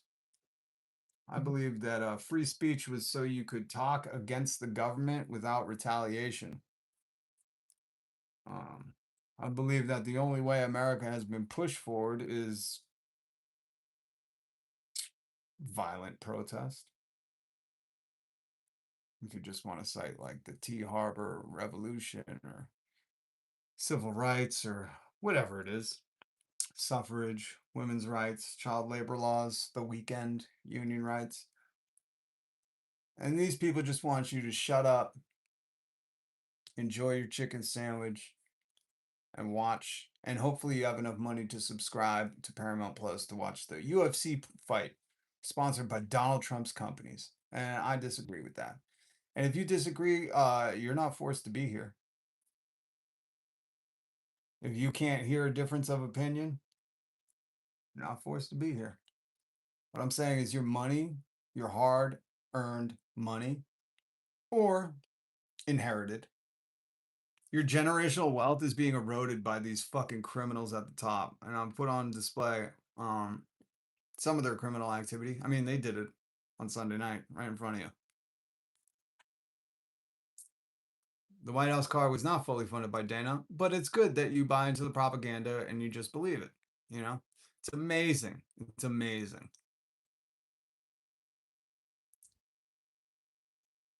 Donald Trump didn't get paid or pay for the event. Oh, so you think he was sponsoring, sign up for Truth Social, buy a Trump coin? Hold on, I'll play it again because I kind of like this. It's 250,000 performance bonus, and USD was presented by World Liberty Financial. Close vaccinating for podcast and collecting up. This out is proudly sponsored by Truth Social, the real voice of President Trump. Download Truth Social today. Now, if you don't know how sponsorships work, maybe you're just fucking dumb. But sponsorships work by putting their name out there so people will purchase the products. I know this is a complex topic for MAGA when you think Donald Trump isn't making any money off of it. When he's promoting Trump coins, $12,000 a coin. Do you think it cost them $11,999.99 to make the Trump coin? I'm not going to wait for your answer. I'm just kind of reveling in your stupidity. Do you not understand when you turn on the TV, the people that paid to get their advertisements in front of you is because they're going to get a return on their money? Do you not comprehend that the reason that the data is being sold to all these companies is so they can advertise more specifically to you? That when you stop scrolling on Amazon for a second and look at something, they are going to highly target that fucking product to you again? Do you not understand how advertising works? That is. I don't think you should be able to leave the house without a fucking adult companion. If that's the case. If you don't understand that when they say it's brought to you by Trump coins, you could get one now. There's limited fucking supplies and they're $12,000 a piece. And if you think Donald Trump isn't making money on that, this is the dumb we're dealing with. And this is what I mean. You got to combat a real stupidity. It's not even an ignorance problem. This is like America has degraded the fucking education and common sense of the common fucking American in this country so bad that people are like, hey man, he's just sponsoring the event. He's not making money off this. That is all going to the Epstein survivors. What the fuck do you think is going on, you stupid shit? I love it. His response is, this guy smells his own farts. Okay, so what are you, 16, 17? Dude, get off YouTube. It's rotting your brain. You have no fucking sense. Oh my God. I love that though. I love when I point out, you know how sponsorships, you know how commercials work, don't you? And he's like, that's it, you're a fart smeller. Bah. Guys, if you can't see that this is what we're combating the low intelligence of fucking America. They are not even in tune to how commercials work. This guy must watch the polar bear commercials by Coca-Cola at Christmas time and think, man, polar bears must be so friendly. I can't believe they drink Coke. You know, you must see that Geico commercial and be like, damn, that lizard really fucking cares about me being careful in my car. Wow, that's incredible. This is a stupid. This is what happened when Joe Rogan and all these fucking podcast experts, they used to be comedians, now they're experts, when they ushered in this age of anti-intellectualism. And they were like, just do your own research. You just go to fucking loosechange.gov.Donald Trump and look up if advertisements actually make people money. They don't. That's a deep state conspiracy. He's doing this, but he's not making any money. Okay? Do your own research. Anyways, back to how awesome America is. You know, who didn't want to pay $6 a gallon for gas? Previously, my car took $50 and it was filled up. Donald Trump, I thank you. Now it takes $120 worth of gas. I didn't know my gas tank got that big. That's the stupidity we're dealing with. And some of these people didn't even understand that joke. They didn't understand that the joke is your gas tank didn't get bigger. Donald Trump started charging more for gas. You know when he fucking raided Venezuela and kidnapped the president and we were supposed to have all that oil? Where do you think that went?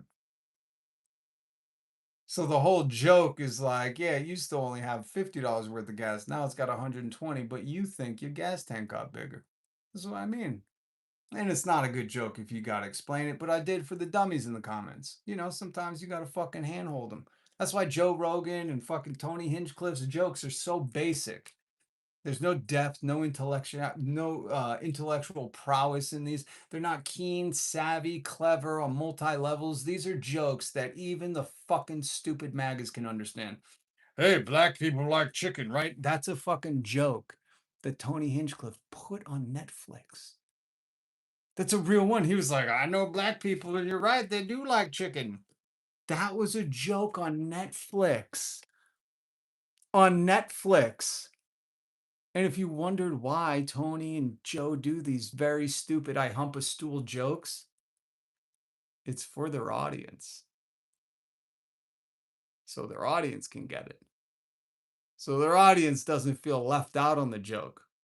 You tell something too fucking highbrow, too many parts to follow, these people are lost, you know. They're fucking, I don't know what they're doing. Taking a shower with their shoes on. I don't know what these people fucking do. You know, they gotta remind themselves, take my shoes off. Fuck. Did it again. That's why these jokes are so stupid.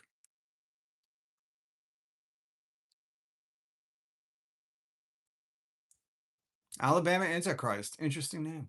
Do you want the companies to suffer? Oh my God. How will the CEOs afford their extra yachts? Yeah, that's a good point.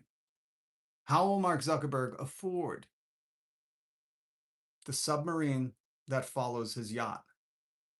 How will Joe Rogan afford the big bouncy slide that I've showed you? That is on his $50 million yacht. They need to sucker somebody. Look at how many people are so upset in the comments. I know, guys, it's hard to look into a mirror sometimes and just face the truth. Bruce Lee is back. We only wish. The promotion of any currency other than our US dollar is traitorous. Crypto and Trump coins should be outlawed. Yeah, but Alchemy, you know, when our currency is traitorous. Yeah, I like that comment too. Alchemy, you know that once Trump got in and Polymarket and Kalshi or whatever it is became fully legal and they stopped investigating and the SEC stopped doing anything and anybody who had cases against these alleged financial crimes disappeared or got fired. I mean, this was all what happened in the first year to set the stage for this shit because this is fucking highly illegal, you know. And these people know it too because if we were talking about Joe Biden or I don't know, who do you not like? What's the peanut farmer? You know, we were talking about that peanut farmer president being like, buy my peanut farm coins right now on peanutcrypto.org. You guys would be like, this is bullshit. You can't do that. But because it's your team, you've saddled up with the team in politics. That's adorable. It's my team. I got the hat on. I got the shirt. I got the jersey and the coin. Don't you see that they're fucking playing you? You really can't see that. Donald Trump turned this into team sports so much so that he's selling you the hat and the fucking jersey along with it and then trying to get you to buy the fucking memorabilia to it. He's trying to get you to buy the memorabilia to the game and you can't even see that you're being played. You're being played. You don't believe in everything he does, and you know that. It's amazing. You have to pay extra for extra freedom. Chris, that's kind of funny. You have to pay extra for extra freedom. In America, that is very true, you know. You have to pay extra for extra freedom. And soon it's going to be a subscription cost. Soon they're going to be like, get your American freedom. $199 a month.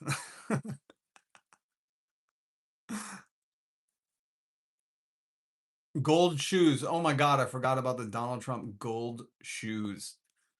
Oh my, yep. He even he sold you the shoes, the team sports shoe.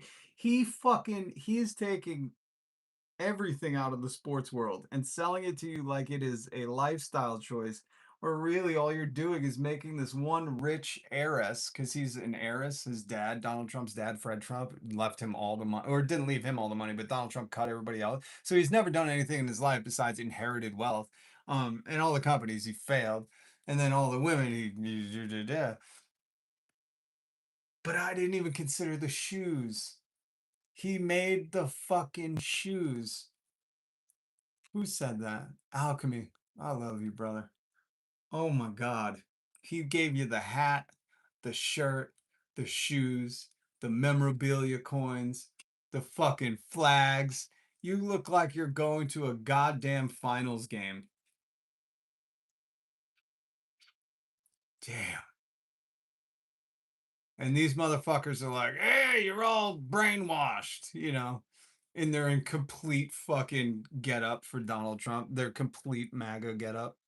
Hey, what's up, Rebecca? Good to see you. I can only afford the Freedom Light subscription this month.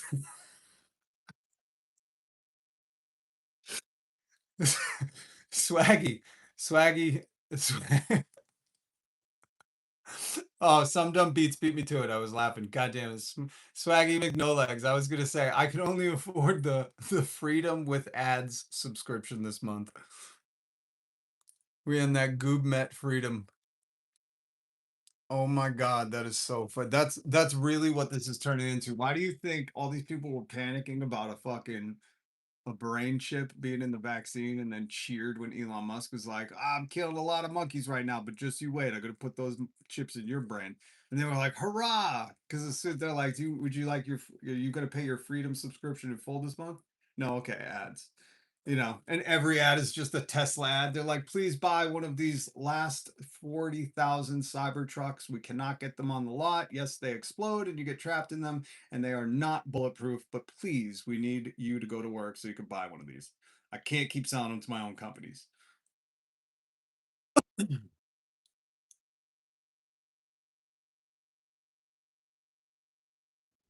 Freedom in this economy? Amen.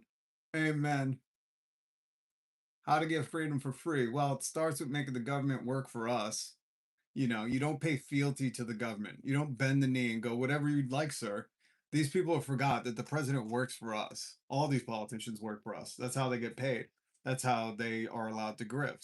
But in today's age, the Elon Musk, the trillionaires, the Larry Ellisons, the corporations, they've bought the politicians. The people pretend like their vote matters. And then the people just pay fealty to the superiority of somebody with money and power. And it's really a fucking sad thing to witness young men do, because I shudder to think what they grow up to be. And I don't give a fuck if you're 25 or 35 or 65. If at this point in your life you're bending the knee to a man who is clearly in the Epstein files, and we'll just keep it at that. I shudder to fucking think who you're going to continue to become, because you've grown over these past 10, 11 years with Donald Trump in here, but grown in the way of like a ingrown toenail. You know what I mean? Like, it's been painful for you because everything you thought you believed in, affordability, price of egg, price of gas, releasing the Epstein files, has turned out that Donald Trump didn't give a fuck about. Number one, because he caused a lot of that shit. So you've had to grow in such a way like morphing into this gnarled root of a tree that can't branch any fucking leaves, that produces no fruit, that just curdles back into itself and just becomes, this fucking knot. And you celebrate. You celebrate shit like this. And it's hilarious. It's hilarious watching you guys. Cage, what's up? Primal, good to see you. Dusty, hello. Well, some of them do have kids, and they unfortunately, they teach these children that, you know. Subliminal advertising by AI. Oh, that's scary. That is scary. You get a free month of freedom, like light, with every phone you purchase. Black Lord, we are anti-genocide. I've been saying that since December of 2025. No, 2024. I'm sorry. December of 2024. I've been saying I'm anti-genocide for a long time. Appreciate the question. Rebecca, thank you for the $10 super chat. Solidarity, comrade. I'm supported by people around the world like you. That's it. Just you. I'm not bought out by the Ellisons. I'm not on the Trump coin fucking roster. I'm here to expose this shit to you. Hopefully make you think a little different. And if not, I'm at least planting a seed, which has value. I'm adding value to your life because I plant a little seed and you can't unhear it. And now you have to just consider it. That's why I love when these MAGAs come in, because they have to consider it. And they have to take it back to the MAGA den, truffle around like a fucking pig looking for shrooms. And they got to sit with it. And that's the best we could do. They're not going to break free on their own. You know, they need to hear enough other things and then start questioning themselves. And then when the other people in MAGA, like Joe Rogan and Andrew Schultz and Theo Vaughn and Tim Dillon and Dave Portnoy, when all those alpha boys, those ground beef, elk eating, steam room sauna, cold ice bath, Tide Pod dipping into, real tough men, when they start to backpedal, then everything I said kicks in and the tree grows. Truffle pigs or flying monkeys? The flying monkeys are terrifying. Terrifying. Guys, if we speak about government, you may see pigeons around. Oh, don't tell me they've got the pigeons all wired up. Soon it will just be AI pigeons. Oh, wait, I forgot. I had Joe Rogan audio. Oh, damn, I totally forgot. Let's have a palate refresher before we get into anything else. A little palate refresher. Thank you, Rebecca, for the super chat. I really do appreciate it. It means a lot. Here is Bill Burr. Burr. Burr. Burr. Here's Bill Burr. Is there anybody getting your ire up these days more than usual? Nerds. Yeah. Nerds that own the politician. All these tech nerds that want to build robots because they don't know how to talk to hot women. Yeah. They're gonna take over. They are literally gonna replace us. We're like beta right now. They're coming out with like the VCR. I think Elon has got the rockets going because they realize there's other Earths out there, and they're gonna trash this one, and because they don't have any concern for it, and they're gonna move on to the next Earth, and you know, everybody's gonna be standing down here with your blue and red ties, going, "Wait a minute, how would?" You can tell it's an old clip because Elon ain't going nowhere. He said 10, 12 years ago he was going to Mars, and then this year he was like, never mind Mars, we're going to the moon. It's like that guy couldn't fucking get his dick out of his pants, and that's probably officially 7, 8 all women. Anyways, I'm trailing off. Don't mind me. But it's good to hear Bill Burr say that because that's what it is, and that's what you see worshiping these nerds in the comments. People who are like, hey, a guy just like me, an absolute tyrant and fucking no personality piece of shit, that got enough money and power where he can just impose his way upon people. And that's really what's reflecting and emanating into their soul. And they're like, I got to support a guy like that because it gives me a guy like that a chance. You know? Does that make sense? Anyways, let's hear from Joe Rogan. I thought this was interesting. Yeah, I mean, I don't blame the fighters at all for jumping at this opportunity. No, it's like the whole world's going to watch. It's going to be probably the most watched sporting event, maybe in history. Oh, maybe not, Joe. Maybe not, Joe. Now, I know you were putting that bet on Polymarket, but I looked it up. So far, the UFC 250 is not the most watched event in UFC history. And you would think Joe Rogan, who is the announcer and guy always there, would probably just have a tint of a little inclination that that would be true. And again, maybe not. Maybe he's as stupid as he looks and he just has no recollection of fucking being at the UFC or understanding when a fight was really big and when a fight was just at the White House and kind of a propaganda piece to distract from the Epstein files. I don't know. But Joe, this event wasn't even the biggest in UFC history.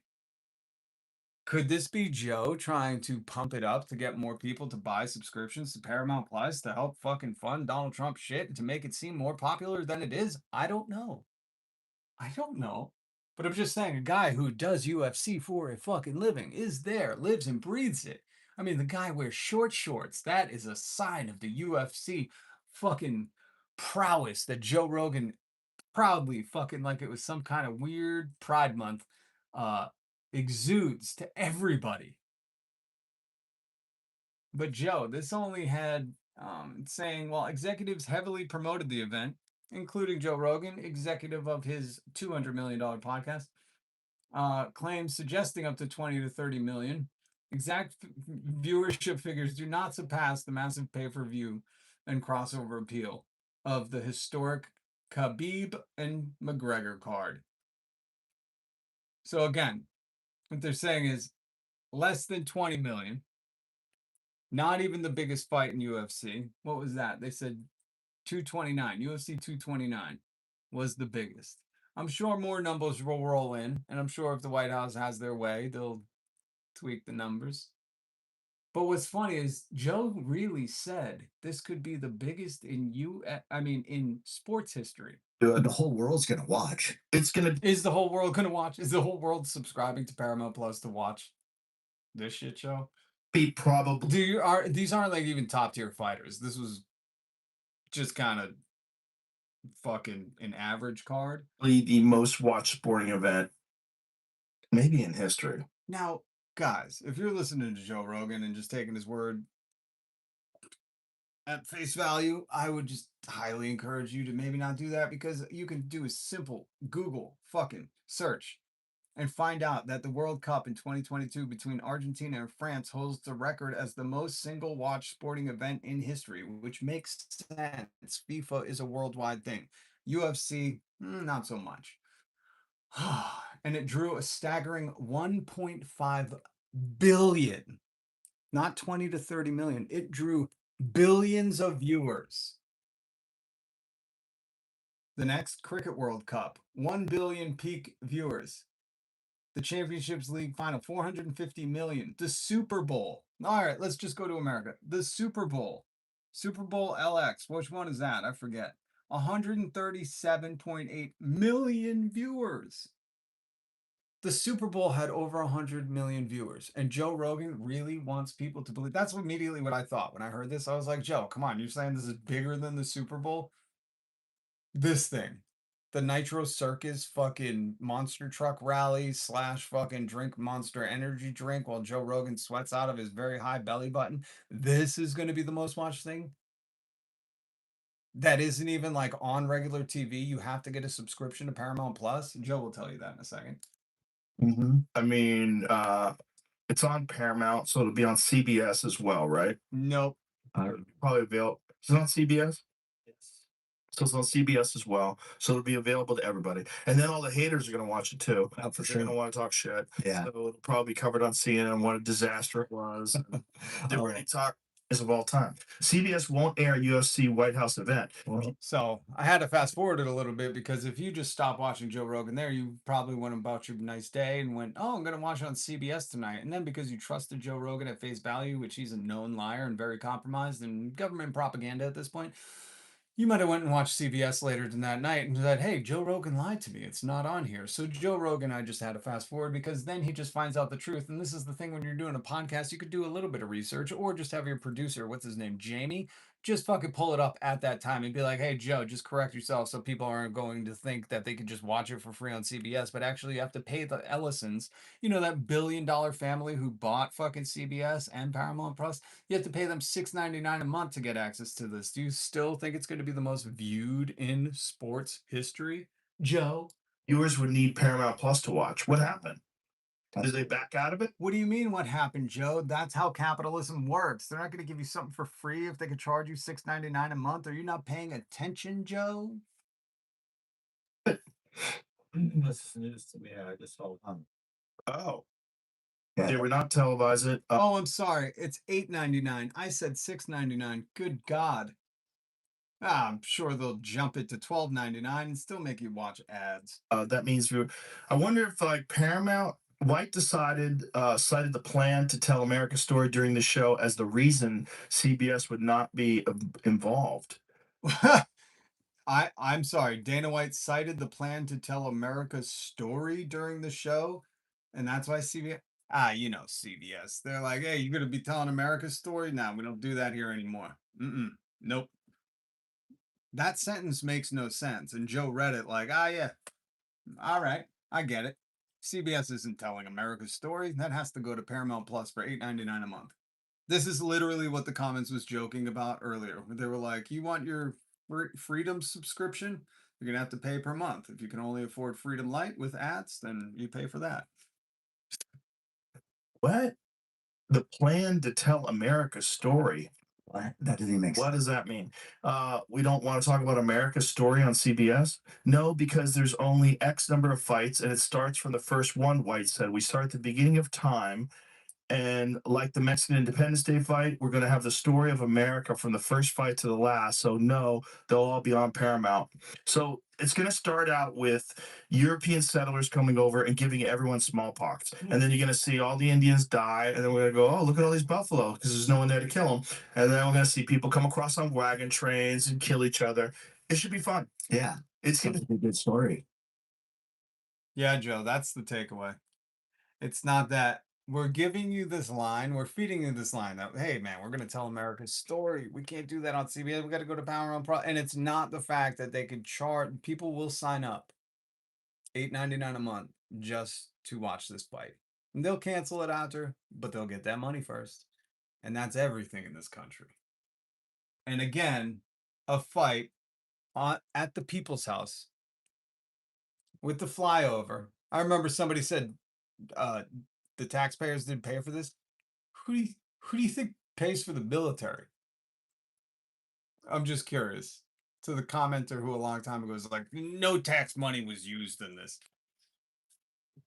Dana White paid for that flyover out of his pocket. Dana White paid for the honor guard. Dana White paid for the military band. Dana White rented the space. That's the People's House. That's not Donald Trump's house. I know he made it look like shit inside, like a goddamn Liberace fucking ripoff. But does that person really think that Dana White was like, all right, how many jets are up here? I can afford like 12 of them. No more than 12, but I'll pay for 12. The gas and everything. Go ahead, do the flyover. You are adorable brained. You know, I bet if somebody jingled keys in front of you, you fucking couldn't pay attention to me for 1 second. It is truly remarkable how stupid are Americans to the things that are happening in front of them, in front of the people's fucking house. And they're telling me, nope, Dana White paid for everything. Now, I'm sure that person has disappeared in shame. But I wish they were here to tell me, yeah, Dana White paid for that flyover, man.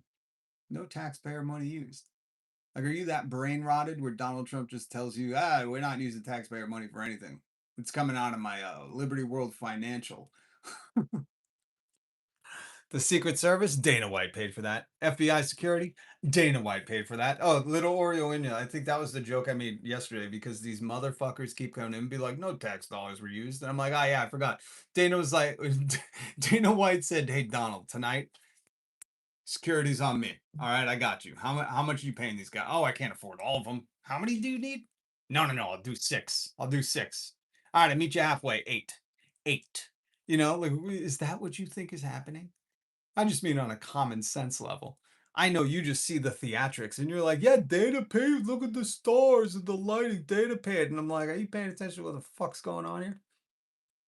You telling me Dana White has the goddamn military money? Dana White is like, hey, you know, on my birthday, I was thinking of doing a military flyover. I don't know, I was thinking about 30 to 70 jets, just fucking once, you know, gonna cost me a couple $100 million. But why not? It's really adorable when these people come out and say stuff like that. Cause I'm like, man, could you not identify everything in the picture? You think this is AI? What do you think's happening here? I know you can't see the Secret Service because they're scattered everywhere, but do you think Dana White offered to pay for it for a day? No tax money used in it. That's easy to believe. It's harder to reckon with how stupid you fucking are. You know what I mean? That's what's the tough thing. You know, because you're like, if I just believe this, drop my comment and disappear, there's no challenge to my ego. I don't have to look at my own intellectual prowess. And I just get to keep pretending like I know shit.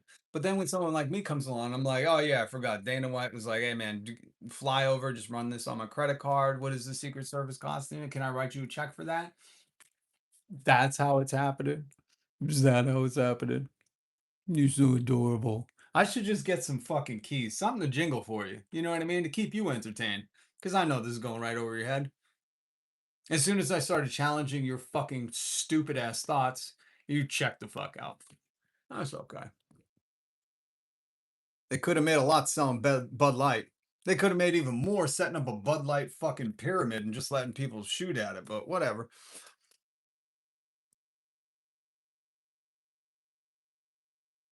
T Gunner, I see you are obsessed with men's bottoms. Interesting. Happy Pride Month, T Gunner. Democracies. Excellent comment. I love it. Excellent. It's always weird when people come in here because they can't, refute the fact that Dana White definitely didn't pay for a flyover. They're like, I'm just going to pretend I'm obsessed with this guy's ass. I love you guys. You're so cute. I just want to pinch you on the cheek and tell you to fucking be who you are. Your parents won't accept you, but we will here. Happy Pride Month. Was alcohol served? Bro, did you not see the fight I showed yesterday? Alchemy, were you not here? Hold on. Did you not see, was alcohol served? I mean, I guess with, a beard like that, you don't need alcohol, but I'll tell you what, man, I ain't seen that many camo hats not around beer since fucking maybe a sobriety meeting. There was probably alcohol served. It was probably like Don Trump Jr.'s Lager Light. Smells like piss, tastes like Epstein, or whatever. I don't know what they're promoting.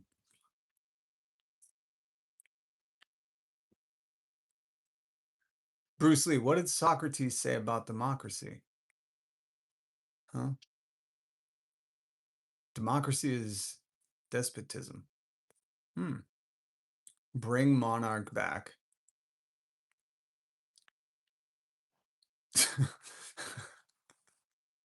Okay. But yeah, so alchemy. This was what we talked about yesterday. I didn't play the video because it's just two fucking guys on the east lawn or west lawn or the Epstein Memorial lawn, like wrestling, I think they were more attracted to each other than anything because I've never seen a fight with so many fucking bear hugs in it. It was one of those kind of fights. I was like, is this a fight or is this like sexual frustration coming out? You can't tell. You can't tell. I'm surprised they didn't sell Gwyneth Paltrow candle flavor beer. It would have been a hit with those people. Bob, good to see you, man. Or a Kid Rock chode flavored beer. They should have had a Kid Rock memorial cup that you could, or whatever they call it. I forget those cups. Like that celebrates the event, and it's just him in his fucking bedazzled America suit. And then you get a lid for it, which is the Kid Rock top hat. The monarch butterfly should be able to fly free. Free my people. Amen to that. U.S. grants prophetic speech prediction. But between patriotism and intelligence on one side and superstition and ambition and ignorance on the other. More effing memorabilia. Yeah, that was the whole thing. That's really what this was. They were like, listen, we can get them to subscribe to Paramount Plus, buy Trump coins, invest in Liberty Financial stable coins. That's the other thing that I want to say. Guys, I know we've kind of lost common sense in here in America. But crypto has not been the most stable thing ever. So when you hear somebody name a digital currency a stable coin, when they're using the term stable coin, that's like calling a very big unsinkable ship the Titanic, I don't know if anybody knows how the Titanic, either the sub or the ship, went down. I don't want to spoil it for you, but when you call a digital currency, a cryptocurrency run by a well-known grifter, a stable coin, I would immediately assume it's probably not stable. Just like the people who got on the Titanic, they were like, unsinkable. It's going to be a great trip. I'm not going to tell you how that one ends. Or just like the people who, those rich guys that named their submarine the Titanic and used a remote control from a computer to run it. I'm not going to tell you how that one ended either. And if you don't know, go look it up. These are harrowing stories. Just like those people. I would say if you're naming something stable that has the least stability in the fucking world right now. Don't trust it? Bob, Titanic all the way, stable coin. That's what I mean. Bob, that's dangerous, man. When people are, thank you for the $2 super chat, by the way. I'm supported by viewers like you. You can hit subscribe and join me for free every weekday. Hit the notification bell, turn them all on. I'm here critiquing the American culture at this point, adding value to your life by pointing out, like, if they're going to call it stablecoin, that might be some unstable shit. There might be some chaos in that fucking digital currency. You know what I mean? And you don't have to believe me. Just go look up how much Trump coin and Smolania coin and fucking Logan Paul's Crypto Zoo or Sam Bankman-Fried's, whatever his thing was. Just go look at those. Just go. Don't take my word for it. It's in a book. Take a look. Reading Rainbow. Okay? You go do your own research. Isn't the Joe Rogan fans love that? Go do your own research. And this is the funny thing. If I was on Joe Rogan right now, being like, why do you think they call it stablecoin? All these people would be fucking plotting. Oh my God, I never even thought about it. It was right in our face. They were calling it stablecoin because it's the most unstable shit. They're just grifting us. They've been fleecing me out of my fucking pension this whole time.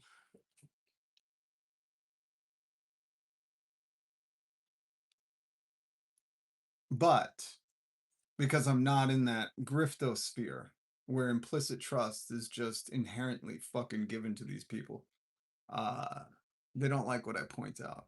It's okay. It's okay. It's okay. Why would a leader promote any currency other than our dollar? Narcissistic greed, or he knows his audience and they are stupid as shit? I think both answers. I think this is where we can both be right, Alchemy.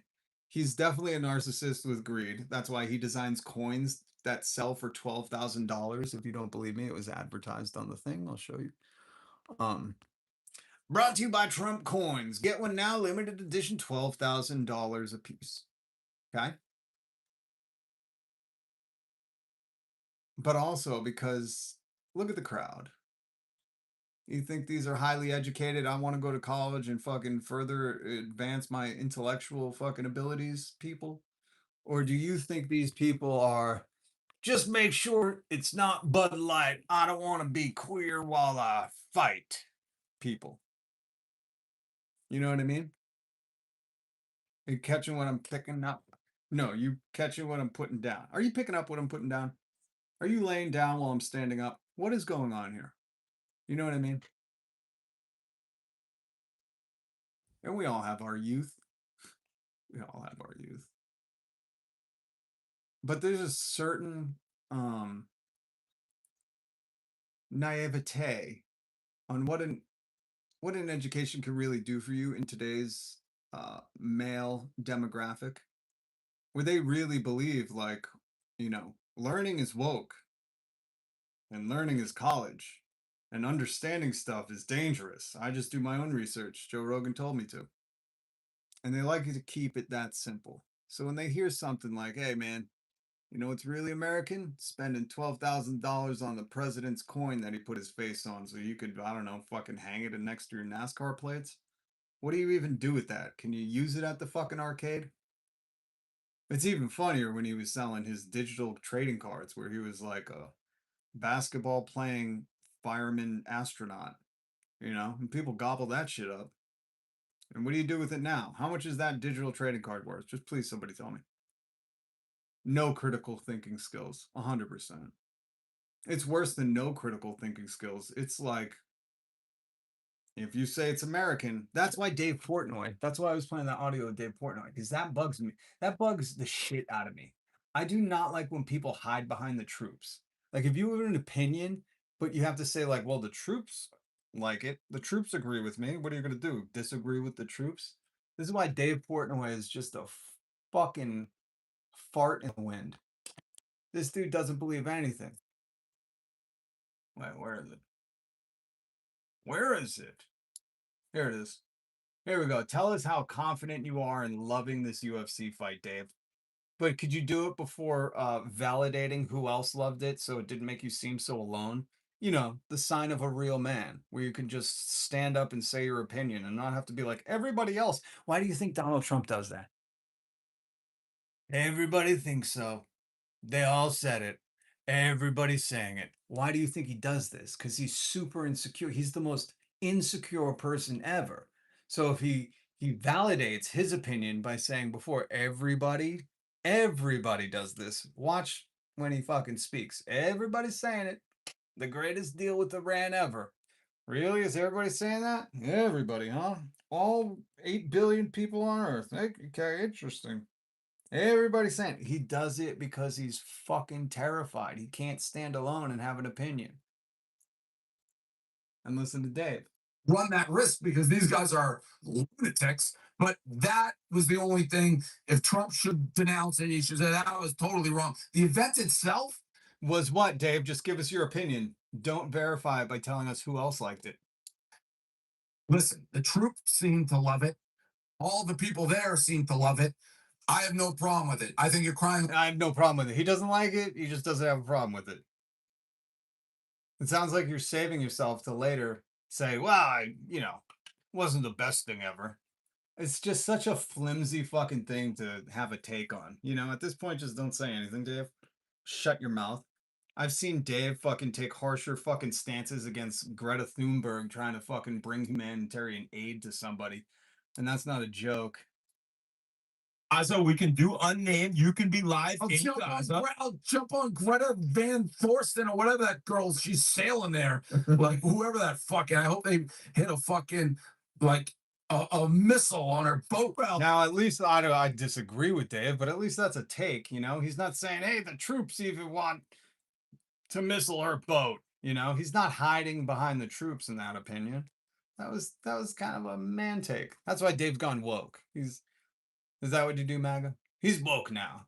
He doesn't think Michelle Obama should be called a man. Which who gives a fuck?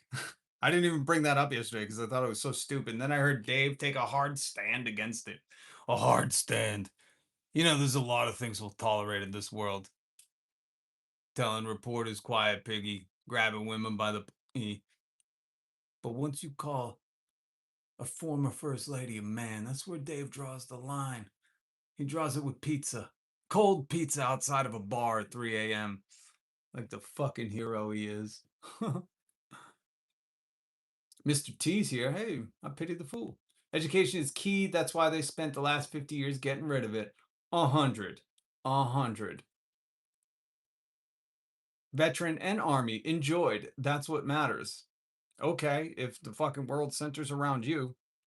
Not all of us enjoyed it. Not all of us have Paramount Plus, and not all of us want our tax money spent on stupid fucking flyovers when people are suffering. I'd rather that 60 million gone to the VA. If we're gonna do this shit. What's up, Voided? Good to see you. Felon 37 loves the uneducated, and that's just him saying it. He just said, I love the uneducated. He doesn't like smart people, and smart people don't like him, and that's clear. My veteran and Army didn't enjoy. Yeah, and see, that's why I don't like getting into that stuff. Irregardless of you're a veteran or not, doesn't fucking matter. Because that's not what the White House is for. That's not what flyovers are for. And there's people suffering in this country, and that's our fucking tax money. And we should have some kind of say in where it goes. And I'm sure you believe that if there was a different president in that White House, you'd be complaining about where your taxes are being spent, because right now you have to pay fealty to the one, the only, your queen, Donna Trump. You're not allowed to critique. Just about running on time, almost out of trim, jail, and can shower and go see some music. Oh, all right, Bob. Well, have a safe night if you're out of here. If you're out of here, Bob.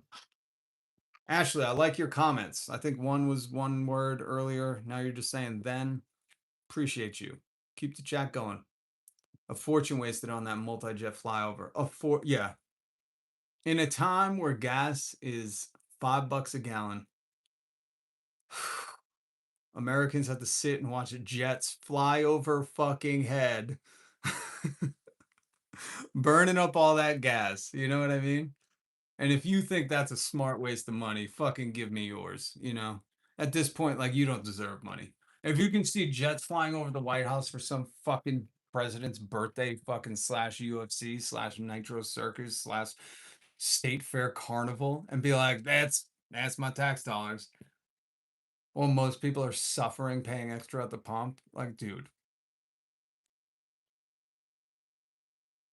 That's the only face I can make because there's no words for you. Oh, Viking says, I love the Epstein files. Protect everybody in it. All right, weird. Molovex. Yo, hey. Just keep complaining. It's called dissenting, and we will. We will keep dissenting. We're going to let everybody know on the record where the fuck we stand. Unlike you, go do a live stream and just say, man, I love watching my tax dollars burn through gas jet fuel over the White House for the president's birthday while he's promoting his stable coin and he's promoting his digital currency and he's promoting all of his true social. Just go do that. You know, don't be a coward. Don't be in my comments. You know, don't be in my comments say, oh, keep complaining. Why don't you go and fucking bootlick or panty sniff for him on a live stream? You're on YouTube. You have a goddamn avatar. Stop being a coward, you know? Or do you not want to be on record? Have you learned the lesson from Joe Rogan, Theo Vaughn, Andrew Schultz, and Tim Dillon, where they were like, gung ho, Donald Trump's going to bring in affordability. And now they're like, whoa, whoa, whoa, whoa, whoa. He tricked us. I know we've been dealing with Donald Trump since the fucking 70s, but who could have seen he was a liar? Are you one of those people? You really don't want to go on record just in case you could burn the hats, burn your red hats, burn all your merchandise and your memorabilia from the Trump presidency and pretend like you were never part of it. Okay, I get it. Frankie Berry, I like Spicy Rob. I don't mean to be spicy, but sometimes these motherfuckers say some dumb stuff. Yeah, no, I prefer to get some potholes fixed, maybe some new LED lights, replace these HID HPS lights, use that 4 times more electricity, right? I don't know. I'd rather invest in fucking getting us off oil, a Green New Deal, create millions of jobs with fucking better energy sources because, you know, a fossil fuel only means one thing. It's gonna fucking run out. But yeah, call me crazy. I'm back. I get it. What's up, Smoking? Trump's deranged supporters suck. Monsieur Azur. I really like that name. Please hit subscribe. I'd like to write that. I'd like to read that name more and more. Side note, that's a crazy cool piece of art behind you. Oh, thank you. I appreciate you. I appreciate that. I appreciate you and that. Invest in renewables while fossil helps build that economy. Yes, 100%. That's how you have to do it. And if you look at like Cuba, right? Cuba, the island that America has been suffocating since the 60s. Blockades, trying to keep oil from them, just absolutely trying to murk an island because socialism works there. They, when the blockade started, had done amazing things with solar, wind, all kinds of renewable energies. They have progressed far beyond what America is, and we should look to them for inspiration. But, you know, with all the fucking propaganda and Ben Shapinos out there telling you what to think, you'll never do your own research. It's so funny how these people, that just hit me. Like when it comes to certain things, and Joe Rogan says, do your own research, they happily oblige. But then when it comes to like Cuba, Joe or Ben will just tell them what to think. And they're like, yeah, well, I shouldn't even look into this, you know, bad. It's weird. Putin is helping them? Well, whoever can help them. I mean, America is trying to, you know, murk them.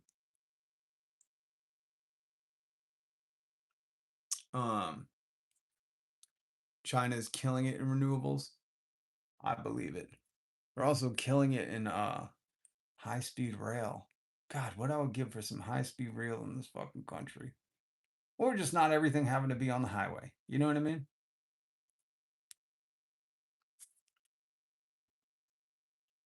All right. Do I listen to all the Joey Roey? The Joey Roey? It's going to be a very accurate story. So of what- how the United States started. It'll start from back when we fucked up Mexico. I love how this is Joe Rogan dumbing you down even more. If you watch Joe Rogan, you're already pretty stupid, but I didn't think he could bring you to a dumber level. And this is what he does to distract from the fact that his friends, Ellisons and Trump, billionaires, are not having this taxpayer paid UFC fight for free. And the way he distracts is very clever. This is probably his talent now, is to propagandize you without you even knowing it. He just makes some simple little jokes that fucking I'm funnier than basically. And I don't like to toot my horn much, but it's like, Joe, come on, this is easy, man. This is easy. Why don't you attack the real issues that you were saying it was free on CBS, and then as soon as you learn that no, you have to sign up for a Paramount Plus at $8.99 a month, you went, oh, because they're telling the story of America. What are they going to tell about the smallpox and all the stuff we joked that Americans shouldn't learn about? We called it woke, and we fought against the 1619 Project, like that, Joe. That's the joke. Why don't you fucking make a joke about the Ellisons and how they're going to make fucking a lot of money off this? If you think this is, if Joe Rogan really, what he said before was this is going to be the biggest watch sporting event in world history, which it wasn't even close, because again, the Super Bowl got like 100 and something million people, and this got less than 20. But even when you fucking think about that, 20 billion viewers, let's say half of them have Paramount Plus, 10 billion signing up for an $8.99 streaming service. That's a lot of money someone's making off of our tax dollars. Joe, why don't you joke about that? This is the clever, slick propaganda of Joe Rogan that you don't even notice that he just overlooked and didn't read the $8.99 a month. I did because it was on screen. And he just went into, oh, that's why they can't. That makes sense. You know, the joke of like, oh, that totally makes sense. They're just gonna go through the history of America, which they didn't. It was a fucking lie. Joe Rogan can't call it out because he's compromised and he's, you know, paying fealty to Trump. Mexico in like what was that 1861 Yeah. to get Texas. No, what year did they? No, it was like 1821, wasn't it? Like that Mexico owned Texas. We'll start from the beginning. We'll go all. Oh, you exhaust me, Joe. It's also very weird because as much as people hate Trump and hate his decisions and hate what he's doing, and Joe, you don't have to say all that. I know you can't say this on your podcast. We just hate that he's all over the Epstein files and helped Epstein and covered up for Epstein and still is covering up for Epstein illegally against the Epstein Transparency Act. You could just say that. You don't have to say his decisions. There are just some people who have the moral fucking code within them that once they realize somebody's been a creep and a pedophile for that long, they go, it doesn't matter what decisions he's making. You know, let's see some accountability for that first shit and then we'll talk. It's just that simple. Just that simple, Joe. But I know you can't say it on your podcast because you know Donald Trump's and Woody good friends. We don't know what you're doing, but you know. Don't worry, Joe. Your daughters are safe. I'm sure. He probably fucking did the secret handshake with you and guaranteed that all your kids are fucking safe. hate how he talks and Again, I pointed out we hate his insecurity that leaks out. Everybody agrees. Everybody's saying so. He says that to validate what he's about to say. He's not saying that because everybody actually agrees. He says it because he's too scared to say it on his own without a precursor of saying that everybody agrees with this. And it makes stupid people fucking think, oh, everybody's thinking so? Okay. Try it in your own life. About to say something shocking? Just say, everybody agrees with me before you say it. I've done it just to fuck with people. You don't believe me? Go say the most unpopular thing ever, you know? Anything. I like pickle flavor ice cream. But before, be like, everybody agrees with this. I like pickle flavor ice cream. People be like, it's kind of weird, but if everyone agrees with them, fuck, maybe I should try it. It's a psychological fuck in your brain.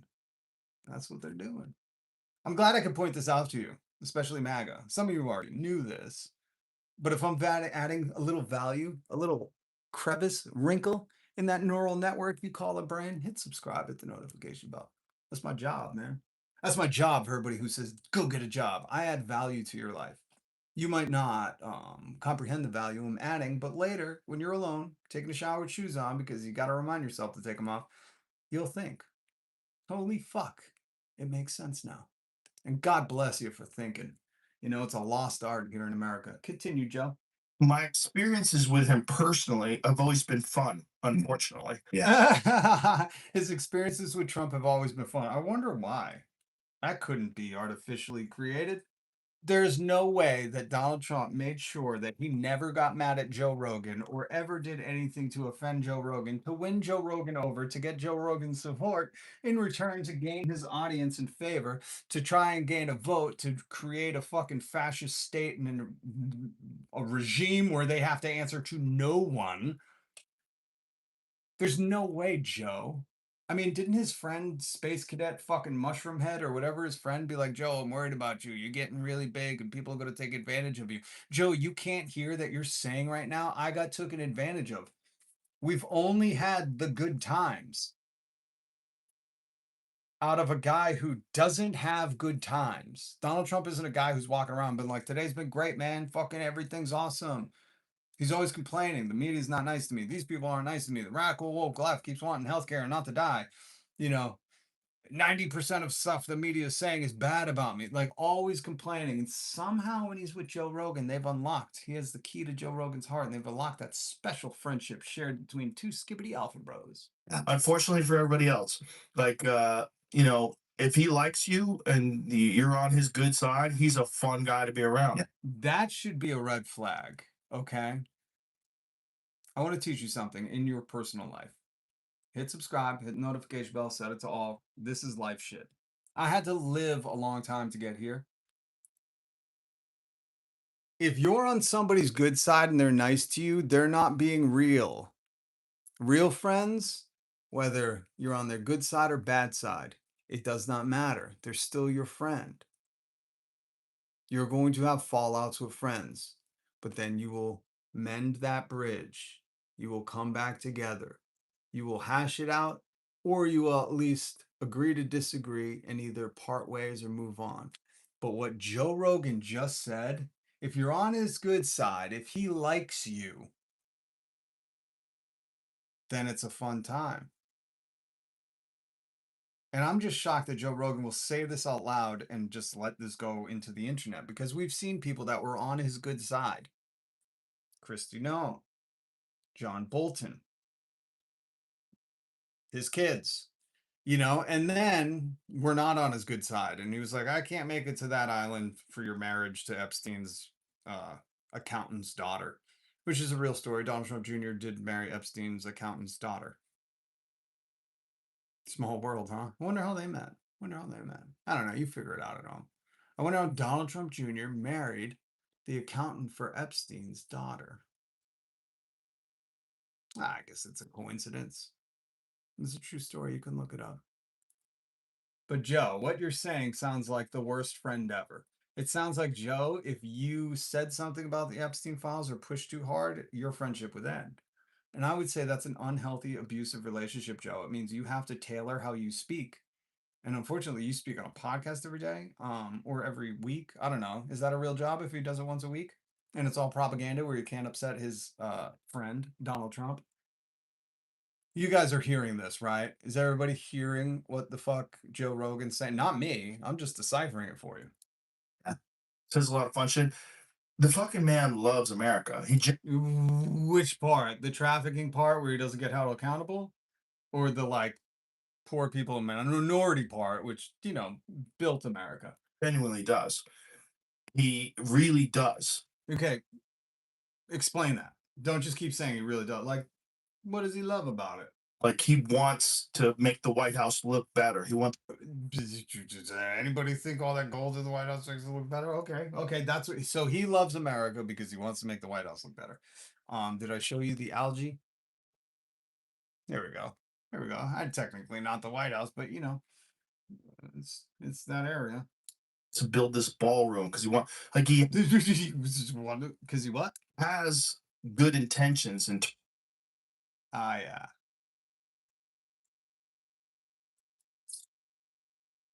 Good intentions for the ballroom. The Epstein Memorial Ballroom, paid for by your tax money. And it's just funny. Did anybody know what he said right before this? I want to point this out again. He really does. Like, he wants to make the White House look better. He wants to build this ballroom. He wants to make the White House look better. Does anybody know how the ballroom is getting erected? He destroyed part of the fucking White House, the East Wing. He destroyed it. Again, if you're just listening to Joe Rogan, while some adult figure is jingling keys at you. I guess this sounds great. You know? I guess. You know, if you gotta eat baby food or fucking ramen every day, nothing too spicy. If your life consists of, you know, maybe taking a motorized cart around Walmart too much, or you live in a community where you gotta take a golf cart, I don't know, and I'm not here to judge. But I'm just saying, if you wear a red hat and you can hear this shit, Joe Rogan saying he loves America because he wants that White House to look good. And the next sentence is that's why he wants the ballroom. He could have built that ballroom fucking anywhere. He didn't have to destroy the East Wing.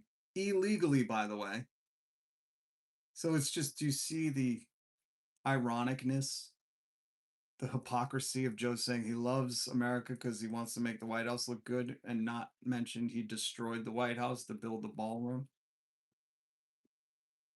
Okay. Go on. Because he has good intentions in terms of America. Did he? He didn't have good intentions when he tore down the White House to put up that ballroom, and did it without any kind of fucking oversight or going through the committees or open public opinion or all of the things. He didn't do any of that. What were the good intentions there? Good intentions aren't destroy it and apologize after, or just tell him fuck you, I'm doing it anyways. It's just there's not a single fucking person that's ever taken the job of the president of the United States that's loved by everybody. Yeah. But his What? He's the most unloved person, dude. He's in the Epstein file. Joe. Remember the Epstein files who used to fucking before you were really good friends with Donald Trump and he wouldn't be friends with you if you were mean to him? That whole topic. Do you remember that, Joe? Can Joe hear me? the issues that he's having right now is a lot of the stuff that is going on in this country is contrary to what people voted for, and that's what people are upset about. Yeah, that's it. That's it. Has nothing to do with Epstein had 14 different fucking phone numbers for him.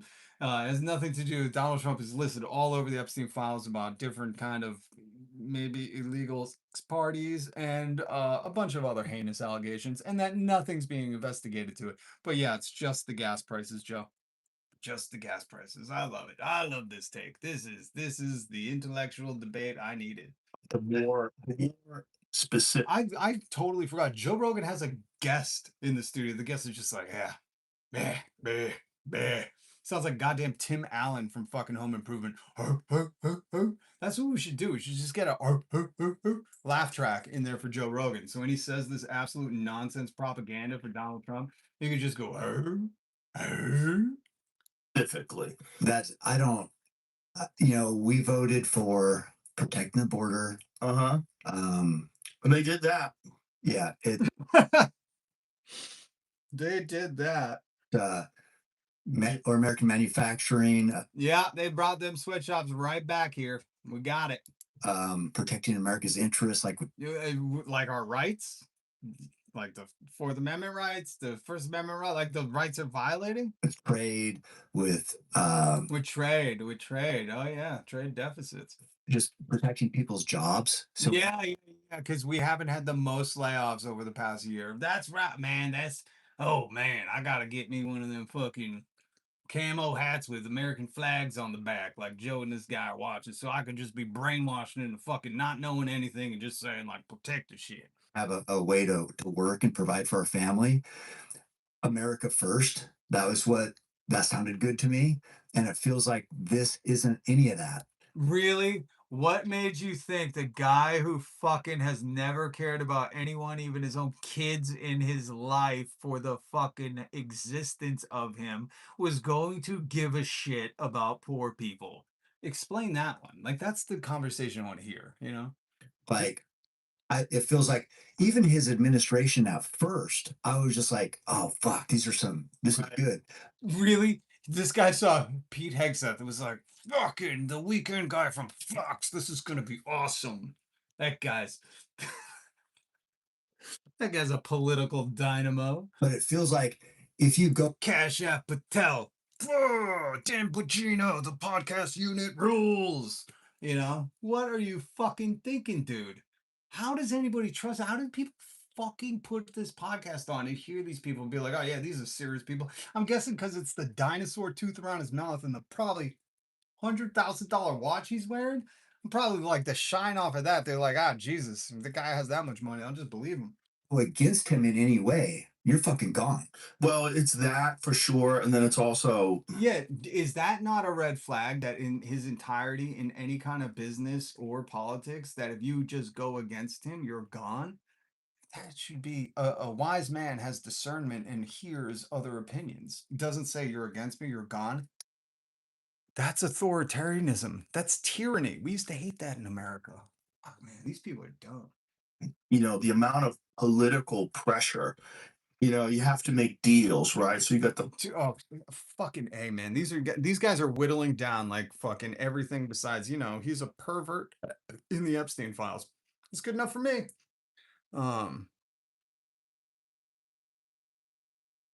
Check MAGA hard drives. Every time you do that, they go to jail, smoking blondie. Well, all right, check them.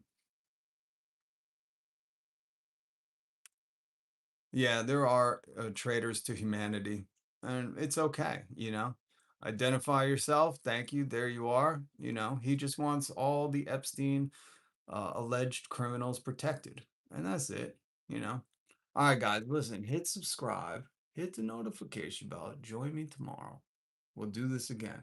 I'll have more for you. Give you a little wisdom. Add some value. Hopefully, a wrinkle in that neural network you call the brain. We'll get after it. All right. Much love. Appreciate the support. And I appreciate the naysayers. Some Joe Rogan don't like. I don't mind it. Ain't gonna affect my fucking views or my character.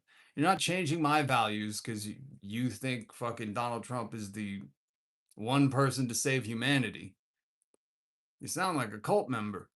All right, guys. Much love. Nightshade, good to see you. Good to see you, Nightshade. I just came and you mad at me. Well, if you support the pedos and the Epstein files, yeah, I'm pretty mad at you. I'm sorry. Well, not really. It's just what your values are. A long time ago, about 2 years ago, I thought everybody could agree on people in the Epstein files should be investigated and some should be in prison. And turns out not all people believe that, especially when they found out Donald Trump was all over it. And they went, nope, protect him. Get over it. You're a weakling, like Donald Trump called you. Anyways, I just have too much self-respect to be called stupid, uneducated, a weakling, and all the things Donald Trump calls you guys to continue to fucking pay fealty to a king in a fucking country where we don't like kings. You should look at our founding. It's an interesting story about King George III. And what we did when you say protests should just be signs held on the sidewalk, you're going to flip your lid when you find out about the Boston Massacre, the Boston Tea Party, the American Revolution. Turns out those were not just signs. Those were not just strongly written worded letters to the king. We did some other shit too. That's how we got here. But they don't want to teach you that. That's why they couldn't put it on CBS and they had to charge you $8.99 for Paramount Plus and Donald Trump's 250 UFC spectacular featuring monster trucks and girls violating the flag code and no news about Epstein. All right, guys. Much love. Peace.